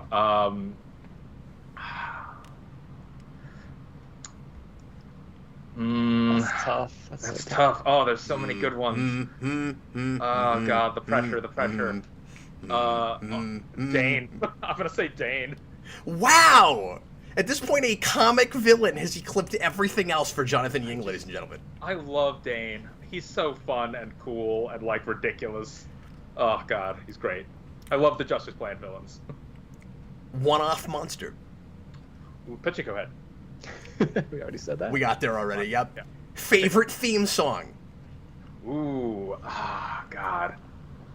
I like the Danny Avidan version of was it RPM or so Danny Avidan of Ninja Sex Party did a demo tape for Power Rangers that was it was not actually approved, but it was posted on YouTube or something, and it's a very fun, silly version of a theme, and I'm pretty sure it was either RPM or Operation Overdrive. It was one of the driving ones. If he was able to salvage Operation Overdrive song, he is a master. Well, I mean, they didn't go with it, but it was a fun one. I want to say it's not like a show. At least we knew what we were getting into with that theme song. I want to say it was RPM because it was one of the more. I could just Google it. I'm connected to a global network. I'm excited to check that out because I don't There's like no either of those mystery songs. left in the world. RPM, yes, it was RPM because it was more of a classic, like kind of Power Rangers, like hair metal, like. They should have went theme. with that. I've never heard that. Which didn't quite fit the theme of RPM, which was going in a different direction with the series at the time. It was post-apocalyptic, yeah. I really like Dan Avidan's RPM theme specifically, and if I can make more people listen to it, I'm gonna do it. I'm gonna listen to it right after the show. I'm really interested in that. Because RPM song is just saying Power Rangers RPM over and over and over. It sure is. Not good. Wasserman had a couple of alternative versions that they ended up not going with, and I like his Mystic Force theme quite a bit. I also like the Mystic Force theme, but he's got a really good one that they didn't go with. Oh man, yeah. I mean, I like the Mystic Force theme, so yeah, I'd be curious. I should check that out. Favorite Sentai? Ooh, Lupin Ranger. Which one is that? Lupin Ranger is the one where you've got two teams of you have the Thief Rangers and the Patrol. Is that newer? It's newer. It is one that I don't think Saban would have ever adapted in the same way that I've heard you talk about this, but I couldn't remember what it was called. They didn't make pirates into pirates, right? They were like, it's Mega Force. Don't worry about it. They've got swords and a ship. It's not a boat. They're flying on a ship, but none of the Rangers ever talk about it. Nope. They got freaking muskets. Yeah, it's ridiculous. Like in that same way, Lupin Ranger was about two Ranger teams. And three of them are cops and three of them are thieves. And then there's like this evil alien mobsters who they are both trying to deal with. And the cops are trying to catch the thieves, and the thieves are trying to do cool crime stuff. And it's very fun. I love Lupin the Third. That's like an anime that's very near and dear to my heart, and it's got a lot of that energy to it. It's got a bit of persona to it. Like it's just I'm very Phantom Thief energy. That is my favorite Sentai. Absolutely. I want to see that. I'm breaking my momentum with this, but I gotta ask you: have you watched much Kamen Rider? I've just started. I've recently a friend of mine who is a giant Kamen Rider nerd has been giving me here are the Kamen Riders to watch, and we've been watching it together when we get a chance. So I've been very much enjoying it. Kamen Rider goes to 11.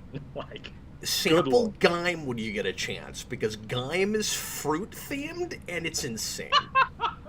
I'm here for it. I'm not a Kamen Rider guy, but a friend of mine, Eric, who used to work with me on the channel, and he made me watch Gaim years ago. And there's a guy in a pineapple suit, and whenever they morph, there's a voice that says the name of the fruit that they're about to eat. It's like pineapple, and it's the best. The transformation sequences in Kamen Rider they're so good. High art, high key, high art.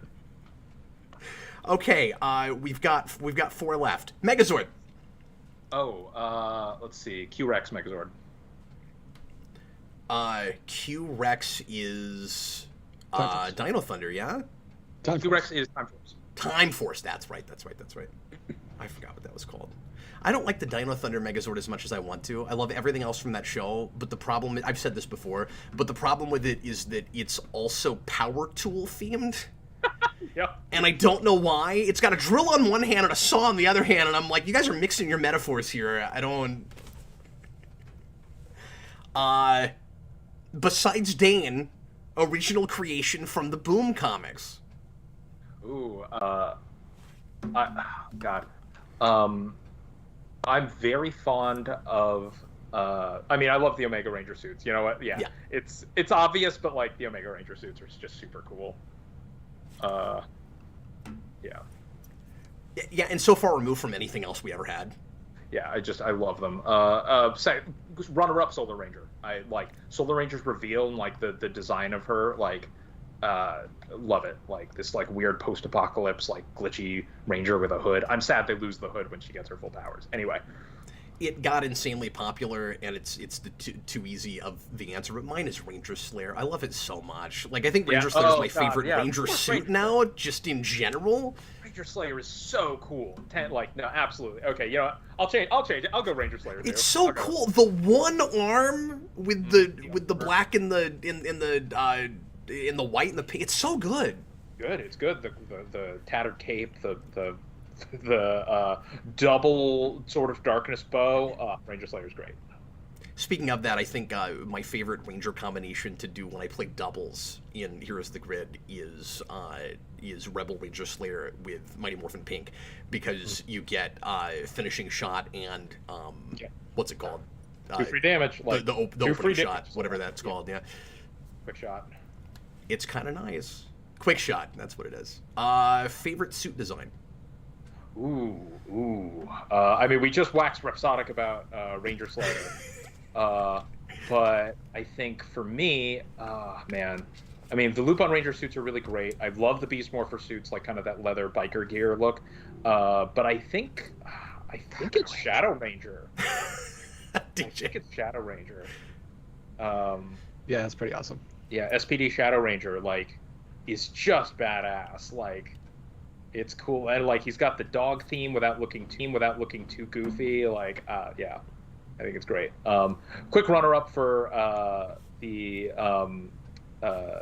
Green Samurai Ranger from Ninja Storm, just because of like the Rock Lee remove the vest from. I'm really showing my anime nerd cred right now, but like my anime nerd poisoning. Sorry, not cred. But yeah, like the Rock Lee like weighted vest throw off is always very fun with the helmet spinning around. Yeah. Awesome. And it calls back to Ninjor when he morphs into the samurai version. I've still got my 10-inch Ninjor from when I was a kid that goes into the battle mode, and it's one of the greatest toys of all time. Great. Well, that was a beautiful segue. If I can go into our next super chat. No, I've got one more. We did 9, and I have one more, and I have the hardest one. Jonathan, are you ready? Oh boy. Best, and again, you can't say Adam because it's too obvious. Best performance from a Ranger actor. Ooh. Can be overall, can be an Oscar-worthy scene. I honestly really liked, like, I'm honestly kind of like mixed on the season in general, to be honest, but like, I loved Lauren Shiva, like the performance of Lauren Shiva as this like other Red Ranger, and like what she was like. There's a reason why she got featured so heavily in the comics. You know, like she's the character is cool, her story is interesting, and the actress did a great job with her. I love Lauren Shiva. I haven't watched enough of that show. Yeah, like it was a strange show. It was very much focused on the Red Ranger's plotline and like making him cool, but like Lauren kind of showing up as like his sister, who's like the actual Red Ranger, who's supposed to be the real Red Ranger, is great. Jack Landers in SPD is also very fun. SPD Red is also just a great. He's a cool, fun guy. And Tibbus, I'm sorry to hear that. Say, he says, "You're so lucky my mom threw Ninjor out on me." Oh no! That's unforgivable. I can't have that. I gotta say, the whole cast of Beast Morphers though is great. I think they're all having a great time. I've got issues with that show, but like that is one of the best casts we've ever had. Absolutely, yeah. Big agree. Like, yeah. As a cast, like they're great. They showed up to play. They're all having a good time. Like they are having fun. Particularly their Red Ranger. Oh yeah. Yep. 100%. All right. That's one of those seasons where it's easy for me to say, because obviously Power Rangers not real known for like acting prowess. That show's got real actors, like in the same way RPM had real actors who like went on and did things, and I imagine some of these guys will also. Yep, absolutely. I'm really excited to see where they go. And back to DJ. All right, so OAW Entertainment, to go along with what you just brought up, says, Jonathan, are you an anime fan? And if so, do you have a favorite Johnny Young Bosch voice performance? Mine is, and I'm not an anime fan, so I'm going to butcher this. Lelouch. Okay, yeah. Yeah. His performance of Lelouch is great. I think if you can help us out, can you tell us how to pronounce the name of that anime? Because one of our viewers is called that, and we never know how to pronounce it. Code Geass. Code Geass. Okay, cool. At least that's how I hear it. Like, I could be 100% wrong. And like, we've gotten made fun of profusely, and I'm like, you know what channel you're watching? Like, I don't know anime. I just finally reviewed Death Note as the first like big anime I've ever done a review of. Like. But yeah, I think for me, my favorite performance, it feels very basic, but like Vash the Stampede was like an incredible performance for him. Like Vash is such a great character from Trigun, the anime Trigun. He's the main character, Vash the Stampede, Johnny Young Bosch. He kills it. He does a great job. I think he's also in the Melancholy of Haruhi Suzumiya. He does a great job there. And let's see, also all of his video game performances. And Ichigo Kurosaki from Bleach. There's a bunch of Bleach references in Heroes of the Grid that very specific people are catching. But yeah, he's a great Ichigo Kurosaki. Like I think he's great. My favorite outside reference in Heroes of the Grid is Big Bad Beatdown. I'm so glad you got something from that show in there. Well done. Like, that's from Beetleborgs. Look, we used the costume. Let's. I had to figure out some way to get that reference in there. Yeah. You can't copyright Big Bad as words. It's fine. Right. Exactly. There's a JoJo reference in the Tommy Oliver pack. All that stuff goes over my head. Yeah, JoJo's Bizarre Adventure. It's a whole thing. Anyway. Yeah, I've heard things about that. I just have never. Yeah. I'm trying to get more into anime. It's perfectly fine. Like it is a crazy. It's a whole medium. There's so much weird stuff. It's good. I love it. Jonathan, one of the reasons I'm such a big, avid Lord Zed fan, and I'm obsessed with Lord Zed. I always have been, and one of the reasons is because it's the first original American creation that looks as cool or cooler than anything in the Sentai they were adapting, and I was always really proud of us for doing that, if that makes any sense. Oh yeah, Lord Zed is iconic. Like the exposed brain, he's so metal. Like he's terrifying. Why is this in a children's? It's nuts that it was even allowed to be there. That's why I love it so much. So cool. Like, oh man, him showing up in Dino Fury was great. He's yoked in Dino. He's jacked. I don't know why. The voice is wrong, but I'm getting used to it. Yeah, I mean, I'm just. It was just nice to see him again. It was. It's okay. Yeah. He's been working out. It's fine. Since Resurrection. Well, I'm just glad he's doing well. And OAW put in another super chat just to ask you. Now I gotta ask Jonathan, favorite anime. Oh God, that is such a tall order. Let's see. I mean, I watch so much anime. And yet, like, picking a favorite. Okay, I'm gonna go with what I've been watching lately. Monthly Girls Nozaki-kun has been one that I've been really enjoying, and Restaurant to Another World are both like ones that I think I've needed something very friendly and soft right now. So Monthly Girls Nozaki-kun is a silly romance anime about like making comics, and I grew up doing a lot of art. Like I do art as a hobby. And so, like, there's a lot of funny jokes. I've heard of this. People have been asking me to watch that. I didn't know what it was called. It's on Netflix. It's very silly. The other show that I've been really enjoying is called Restaurant to Another World, which is just about a restaurant that on Saturdays the door opens up to a fantasy universe, and just fantasy characters stumble into a restaurant and then just sit down and have a nice meal, and are really impressed by an elf shows up and it's like. Kind of. An elf shows up and it's like, oh god, it's a human restaurant. You guys don't have anything vegan, do you? Or vegetarian. And he's like, oh yeah, sure. And he gives her a soy based meal with like tofu, like fried tofu. And she's like, holy shit, oh my god, this is so cool. And like it's just like sort of every episode is just a weird D&D character with a unique backstory comes in and has a really nice meal, and that's it. And that's as high as the stakes ever get. And it's just so gentle and so friendly. And yeah, I've been really enjoying Restaurant to Another World. Wow, it sounds like the last 15 minutes of Ratatouille. Yeah, kind of. Like, it's all like, it is part of it's a genre called Iyashike. I don't know if I'm pronouncing that right, but it's healing anime, which is sort of this like genre of just like nothing really happens. It's just kind of peaceful, and it's just there to make you feel better at the end of a long day. And It is a genre that is very near and dear to my heart. Yeah.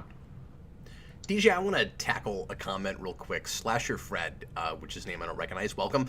Lord Zed's theme kind of reminds me of Darth Vader's theme. There's a reason for that. And I actually asked, I guess my son Jason asked Ron Wasserman about this when we did Morphicon a few years ago. And he said that he developed that theme because Saban asked him to do something like the Darth Vader theme. That's why it sounds like that. That's how it happens. That's how it goes. You're like, I want something like this. It's like, I don't make something like that. There it is. He's amazing. He's got a new album out right now, by the way. It's not anything like what you would expect, because Wasserman is all over the place with the music. He does classical music, like he's everywhere.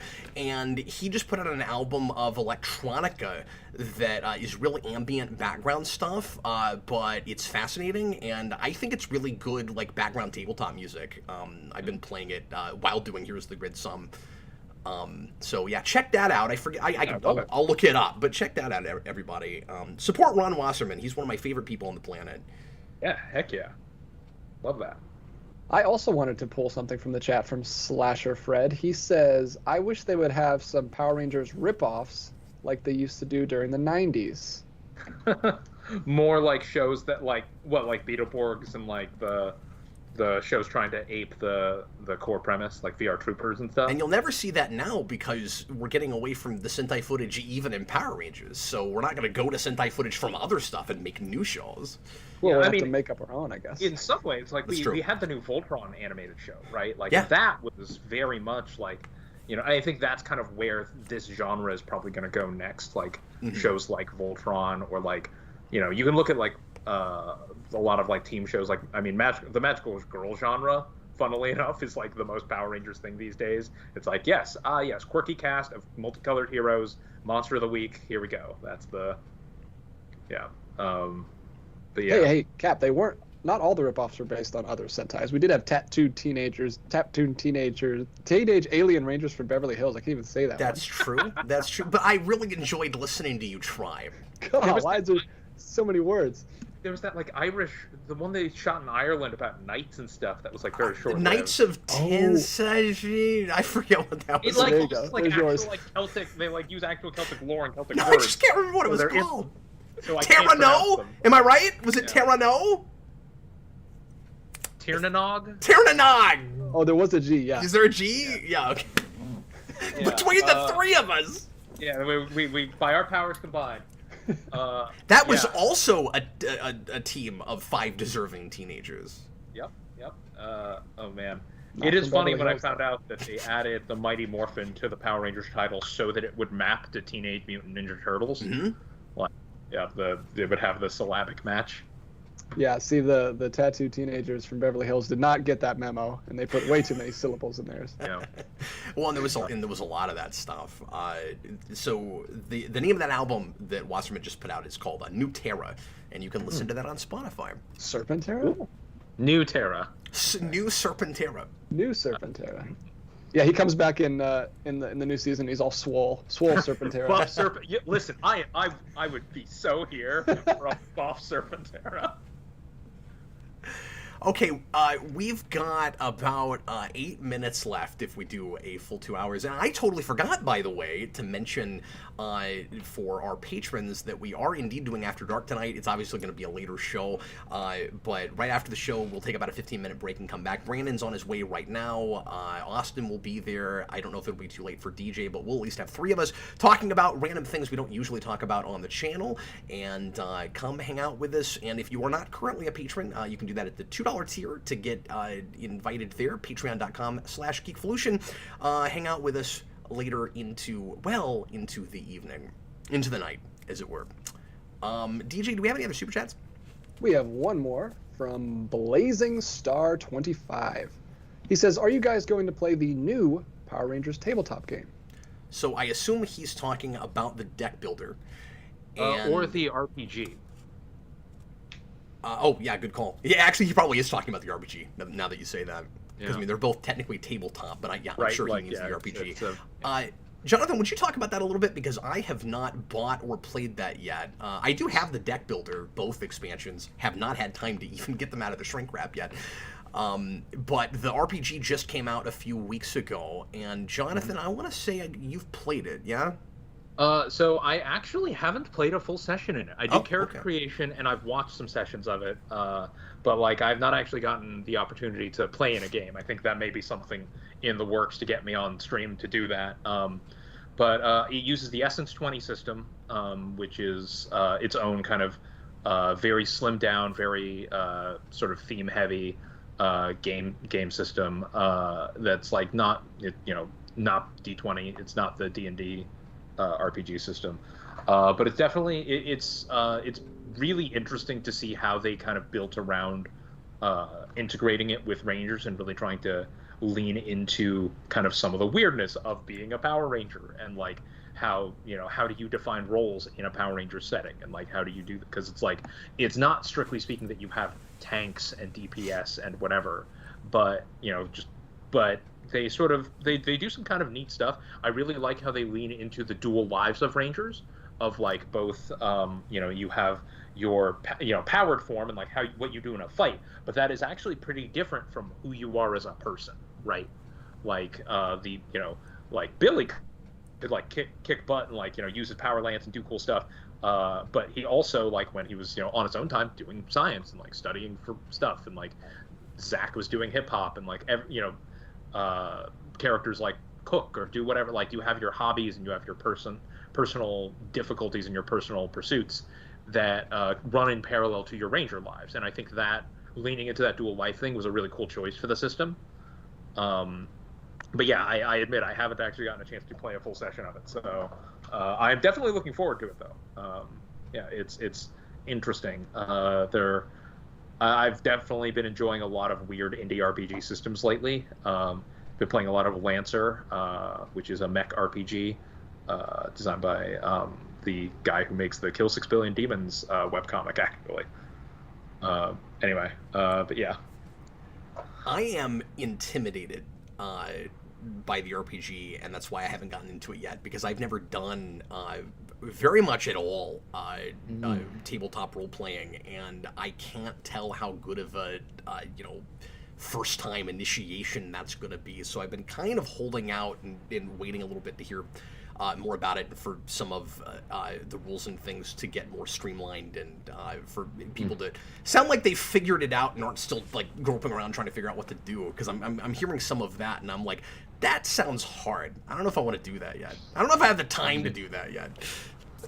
Yeah, like our RPGs are such a different design challenge to board games. Like with a board game, it's like what's on the card is what's on the card. Like very tight, very tight, very coherent. Whereas RPGs tend to be a much softer rule structure, because they want to leave things open to like player interpretation and things, and like where those lines are drawn and how you like just the process of writing those books is a very different thing from like I've never written an RPG book, but I know many people who have, and like they have very different challenges, very different structures to them. And yeah, so it's definitely really interesting, because we're very adjacent industries, but RPGs and board games, but we deal with very different problems. And like RPGs lean more towards players playing it in good faith, whereas board games tend to be players trying to figure out the best way to break the system. Not that there are players who don't try to optimize in RPGs. Lord knows I've seen D&D optimization go buck wild, and I love it. But like, yeah, it generally they are designed for more kind of role playing and more sort of improvisational and like creative play, where board games are about like dealing with the puzzle of the system itself. So, before we finish up tonight, Jonathan, I promised you we would do this. So we're gonna do this. I have pulled out, and I have not looked at these ahead of time. Jonathan doesn't know what we're doing. DJ, you can play with us as well. I pulled out. I haven't looked at this in forever. I pulled out the cards for the Trivial Pursuit. Oh no! Oh no! All his credit is gonna go out the window. And I don't know Power Rangers well enough to play this game. I crashed and burned the one time I tried this, so I thought I'd see how well I did with Jonathan. I haven't tried this in years. So DJ, why don't you play as well? We'll go first to 3, and then we'll close out the show. Let's make DJ go first, so that our guest doesn't hang up on us. Are you ready, DJ? Sure. Can I hang up on you if I want to? No, you can't. You're fired if you do that. Okay. I'm not sure how to pick. I didn't pull the dice out. I should have done that. So I'm just gonna go for a random. Hey, Jonathan, we have blue, pink, yellow, purple, green, and orange. We didn't even try with Ranger colors with this. I don't know why that is. Pick a color for DJ to make this as random as we can make Let's it. go orange. Orange. Okay. What Go is boom from SPD. what is the phrase? This is already unfortunate. We won't go best of 3. We'll probably go best of 2. What is the phrase on the Ranger vest worn by Alyssa, the white Wild Force Ranger, and is used as her call? Oh, Wild Force. I have not watched Wild Force in forever. Do I get multiple choice? No, because it's Trivial Pursuit. That's the unfortunate part. Yeah. Jeez. The only thing have I can no do idea. this with, by the way, is Star Trek. I can do the Trivial Pursuit Star Trek. It's the only one I can do. Oh man, I got like I remember I played the Hobbit trivia game and got freaking kicked around by my coworkers who like are much better. Yeah, I Or play the much Harry better Potter than one Hobbit. with my wife, Or- who just destroys me because she. Okay, well I'm gonna try and help you. Okay, so Wild Force, I think they like the it White was about- Ranger is the. Yeah, what was her animal? She was like a tiger, like some kind Okay. of panther thing. and like it's like it's their call, like it's like literally like the animal they like call it out. It's like Yeah. a thing. I don't even know what tiger. What I don't even know what kind of cat it is. It's just like a wild cat. Pretty sure it was a tiger. I think. Jonathan is halfway Okay. there. White tiger. It's not White Tiger. That It would have would been be crazy if Tommy's they'd done call. that again. White tiger. It's... He's so close. If you get the steal, you get a point, Jonathan. Just thieve it from him. It's like Noble Tiger. That's it. He's got Wait, it. really? That's it. Oh man, God, what a weird show.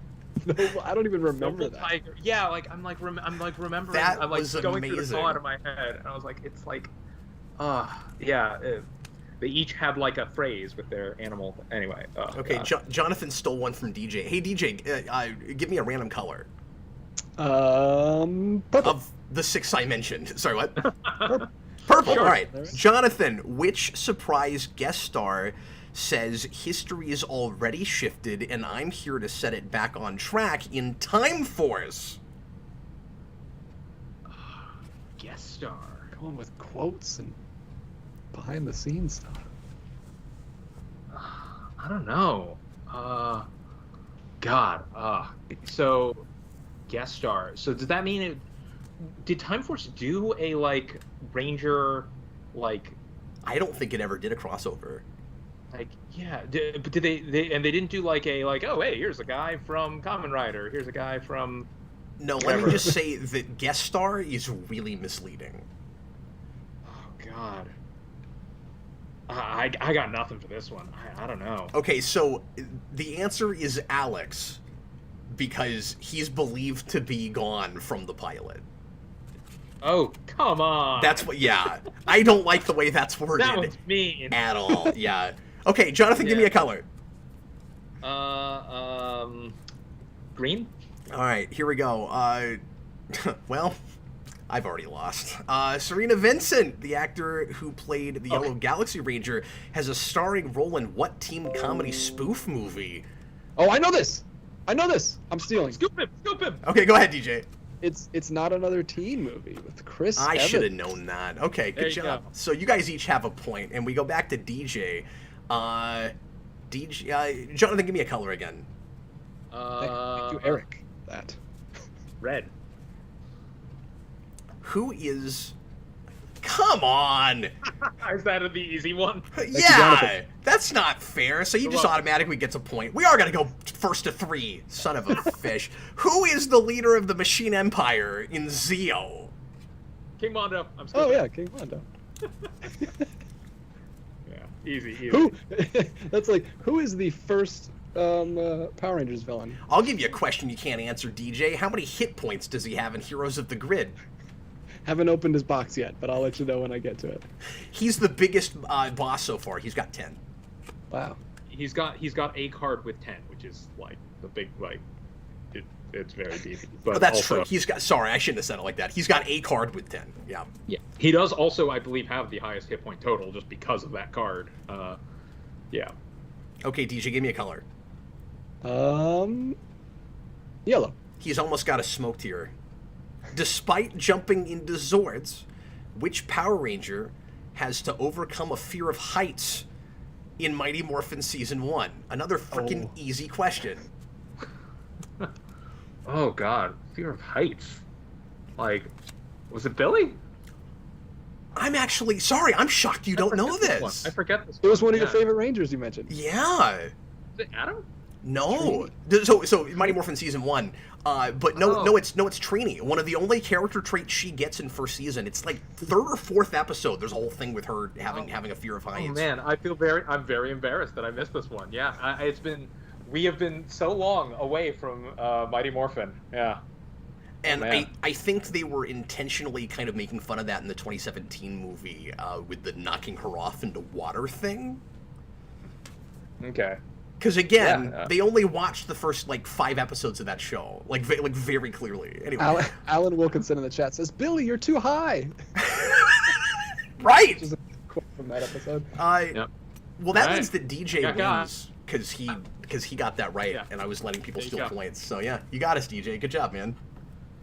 Sorry, I ruined it. Yeah, it's fine. Good on you. You are the Power Rangers master, obviously. The underdog. You are now the designer of Heroes of the Grid. Back. But Jonathan got the hardest one, so good on you there. Noble Tiger, my goodness. I got Noble Tiger and I missed training. Oh God. That is why you're the designer, because you pay attention to the nitty gritty details. Yeah, that's the guy. Like the heights thing is not going to come up in that game, but like Noble Tiger will. You're gonna need to know that. It has to be now. It's got to be an Easter egg. Somebody, when you didn't know that right away, somebody in the comments was like, "Well, I guess Wild Force isn't coming very soon." That's tricky. Yeah. Let's see. One thing before we go. Yes, sir. Someone wanted to get a look at my shelfie. Right. Yeah, absolutely. And let's see if I could do this with my laptop. But so we did a thing where we actually we have a bunch of wooden crates so that we can kind of rearrange it at will. And this is just like kind of a selection of the ones we keep out. I don't know how well you can see all that. Wow, it just keeps going. It's crazy. Yeah. Ad infinitum. Kind of this line. We put them all in wooden crates so that we can rearrange them and stack them high or low depending on like where we move. And that's really good. We've also got way more games at the office that I keep there, but these are the ones that we like to play with guests and stuff. So we've got a lot of these boxes, which we haven't gotten to play much recently due to reasons having to do with social gathering in these trying times. We will close out here in a second, but there is a thing I meant to ask you about, Jonathan, and that is, this is just a thing for me. I don't know how many even game players are going to care about this, but I was just curious if you would explain how solo mode turned into a scenario. So scenarios are basically a testing ground for like mechanics that I want to see how well they work, and I can kind of they come out much faster than expansions. And so like certain mechanics like paired monsters and like certain mechanics, most paired monsters are a big example, have come out in scenarios before being put into big boxes or being used more broadly. Solo mode is one where like Power Rangers Heroes of the Grid was so actively designed not to be a solo game. Yeah. Like it was a big intention early on. It's like, okay, we need to we went through a lot of hoops to obfuscate information to make it like, and it wasn't just like, some of it is like hidden information is how you prevent one player from quarterbacking, because the main goal is to make it so that if the game is playable solo, that means that one player can just look at everyone's cards and be like, all right, here's what we need to do, and just tell everyone else how to play, and that's no fun. Yeah. And so what I did with Heroes of the Grid, instead of adding like hidden information necessarily, I just made it really, really tedious to manage 5 Rangers. Each one has their own hand, and each one is in a different location, and they're all like, and kind of just giving them each like a lot of information to process personally, so that they can like give, and so that they are contributing just their stuff, right? It's fine for one person, but like for one person to manage 25, cards at a given time, and 5 different decks, like it's just specifically designed to be too much. And so then when things happened, and it became much more notable that people were interested in doing a solo mode and playing the game alone.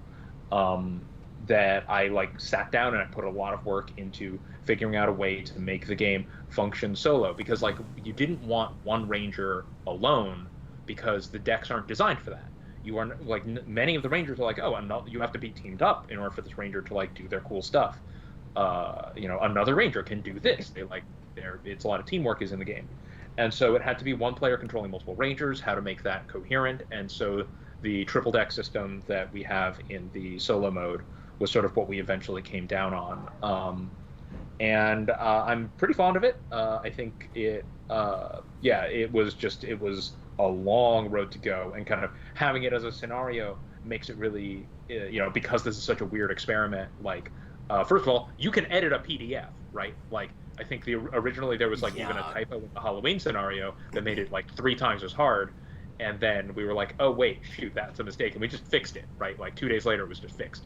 We can also do that with solo mode if, anything went wrong, or if anything, we could learn from it really quickly. And that was definitely one that, in particular for other Guardian game systems, being able to put 1 to 5 on the box is very cool. Yeah. And now that, so now that solo mode is good, like that scenario really has paid off dividends. I'm really glad that your solution was not the same solution as Saban's solution in season 2, which is just Tommy can do everything. Yep, they're the best one. I wondered if part of the reason that it was a scenario as opposed to being rules was because you wanted people to be able to do it because of COVID, and you didn't want people to have to be able to have to buy a box in order to play it. I wondered if that was one of the reasons. Absolutely, big reason. Like that has definitely helped inform the decision. But like, it's also like one of those things where it's like, okay, look, everyone wants to be able to do this. And honestly, there was with things like Mastermind mode, where it's like players really want to be able to play as the villains. Like the game is also not designed for that, right? Yeah. Like, it is not. If a human being controls the AI, the enemies are way more dangerous. And so, like... And that's why it's Freddy's, DJ, my 7-year-old's favorite mode. And he always has to be the mastermind, and he loves it. Yeah, like... And it is fun, it is cool, but it does mean that we needed a lot of mechanical structure for it. Like, we need components and stuff for mastermind mode. So that has to be in a box, right? That has to be a product. Whereas solo mode, I wanted very much, like, the reason why people needed solo mode is because they are stuck at home. Like, I don't want, and with this product already, I want people to get value out of what they have already bought. So like the scenario was the best vehicle for that, in my opinion. And it's shockingly fun. I'm glad. Like being, I've done it one time and I did it on camera, and I'm really glad I live streamed that because it was so much fun to do, and people got to see me just freaking out about how much fun it was on camera, because you're basically playing somehow a like teamwork thing, but you're by yourself at once, where like you have one deck or you have one hand, but you're drawing out of 3 decks. And part of the strategy is deciding which deck to draw from. It's super fun. Which deck takes the hit, which deck you draw from, that resource management is, it actually, like, I'm really happy with how it shook out. I was attempting, and a lot of people had their own various ways to try playing solo, right, when it first came, or I guess, before you ever did a solo mode, and I was surprised by how much of the mechanics that you came up with were in the way I was doing it for a long time, except I never thought of the multiple deck thing, because the way I did it is I basically based it on 2-player mode, but you're by yourself, so it was a 3... it was 3 decks that you put together, so it was a 30-card deck instead of a 20-card deck, and you drew to 9 instead of 7, and you had like 6 or 7 action tokens, and it worked okay, but you could only play it with 4 deployment. You couldn't begin to do 5. Yeah, like we definitely, like, that is a version that we tried, right? Like that's kind of the most immediate presumed like mechanical implementation, and a lot of the issues with that were like you may never see the card for a certain ranger, right? Like you may, like, your deck is super deep, which means like you can soak so much damage without ever worrying about anything, Like so much of the game, like, and these were all things we learned from 2-player mode as well. Like that having a 20 card deck really changes the way you play the game, and so having a 30 card deck really blows it out of the water. So like, and so the solution for that was keeping the deck separate and then being able to fish for what you wanted and what you needed at a given time. Really solved that problem very elegantly for us. And then weirdly, it keeps it more aligned with the original spirit of the whole thing in the first place, because you're by yourself, but you still play the Rangers as a team. Yeah, and like it helps a lot, like because the closer we can keep it to the original game's design, the more everything else works for it, right? Yeah. Like Titanium Ranger has a card that references the number of cards in your deck, which means like if you have it already works weird when you have a 20 card deck. Like we had to put a rider that said like it caps out, but like I didn't think of that. More of the like any of those, a lot of things that is presume Rangers have a 10 card deck, which a lot of cards do, like would have to be rethought if we made the game too different in solo mode. So we wanted to make it to fit as well as possible for that. Well, sorry for elongating this farther, but I really wanted to ask you about solo mode because I couldn't believe how well that came together, and I'm doing a whole series on that, broadcasting on my own, seeing what I can get away with in the game by myself. Oh man, I'm so glad. I'm really excited to hear what your favorite combos end up being. Yeah, I started with gold because I just wanted to make it easy enough because I didn't know how well it was going to play. So I started with gold, and gold's my favorite, and I've got the tattoo, whatever. It's my favorite. Trey or Jason? Trey. Usually. But see, that's because I'm not a great strategist, and Trey just kind of makes it easier. Yeah, and... Jason is for people who want to do like weird, tricky trick stuff, whereas like Trey really plays up the raw power of the Gold Ranger, and it's like it's more straightforward. But yeah, he's. When you're playing doubles, though, I discovered that a great combo is Jason with Ninjor. Jason Ninjor is so good. That goes really well together. But anyway, so I played with gold and white and Hyperforce yellow. You know what? That's a good squad. That's a great squad. And beat Lord Zed. I only did 4 deployments, but I had harder monsters, so... Yeah, I think 4 deployments is honestly, like, it's a really solid number. Like, I think 5, we wanted to make sure that the game had, like, staying power, so we leaned towards the challenging end. But like for casual games, like I like playing with 4 deployments sometimes just to like, so if I don't want the tension of like having to really burn my brain to go hard, but yeah. So and like it sucks to lose on turn 3. Yeah, it just does. It's just no fun to not even see the second monster. It's like, let's just pull him out to see what it was gonna be. Yeah, like I mean that's kind of like Last Stand is like a big element there. And yeah, Last Stand and 4 deployments are 2 big things that we are like adding to the core rulebook in the next release. Oh, interesting. Yeah, in the next printing, we're going to have Last Stand as part of the core rulebook, just as we're just going to mention like, hey, here's a variant you can do, and also say. Well, then I don't feel like I'm cheating when I play with 4, because I always felt like I was just making it too easy on myself when I would make it 4. Like you are making it easier on yourself validly, like. This game is hard. It is. Scott wanted this one to like really kick people's butts, but it forced a lot of players to think really tactically and like earn that first win. Like that first win at 5 feels good. Yeah. Blazing Star wants to know what pack Lord Zed is in, and he's in the original Kickstarter box, the big gold R. Renegade continues selling. Yes, you can still get that. It's had to go up in price a little bit because everything has gone up in price, but it's still plastic. At I want to say 160, 175, somewhere around there. But anyway, it's on it. But it's so much bang for your buck. There's a ridiculous amount of stuff in that box. And there's basically a year's worth of content in that box. And especially if you love Mighty Morphin, that's where all the Rita monsters are. Besides that, the core box. Yeah. But anyway, hey, Jonathan, thanks so much for spending so much time with us, man. Yeah, happy to be here. Yeah, sorry I rambled so much. We went overtime, but yeah. No, not at all. No, not at all. It was It's been fascinating awesome. listening to you, and thanks for taking over. I was hoping that you would kind of jump down some rabbit holes, so really appreciated that. Thanks a lot to our regular audience for indulging us with this, because I know a lot of you guys aren't into board games in general and haven't really played this game, and I know that I'm being really self-indulgent lately on the channel doing stuff with this game, but I love it. And because my time is so limited right now with the twins, if I don't do it on the channel, I don't get to play, and so I've got to make an excuse for myself to be able to do this a little bit. And anyway, Jonathan, I hope sometime down the road when you have a little free time, you might consider coming back. Maybe we could watch some Power Rangers together. DJ and I are gonna start occasionally going back to blind commentaries and do some mini marathons, and I would love to have you back for one of those. That sounds super fun. Yeah, definitely hit me up.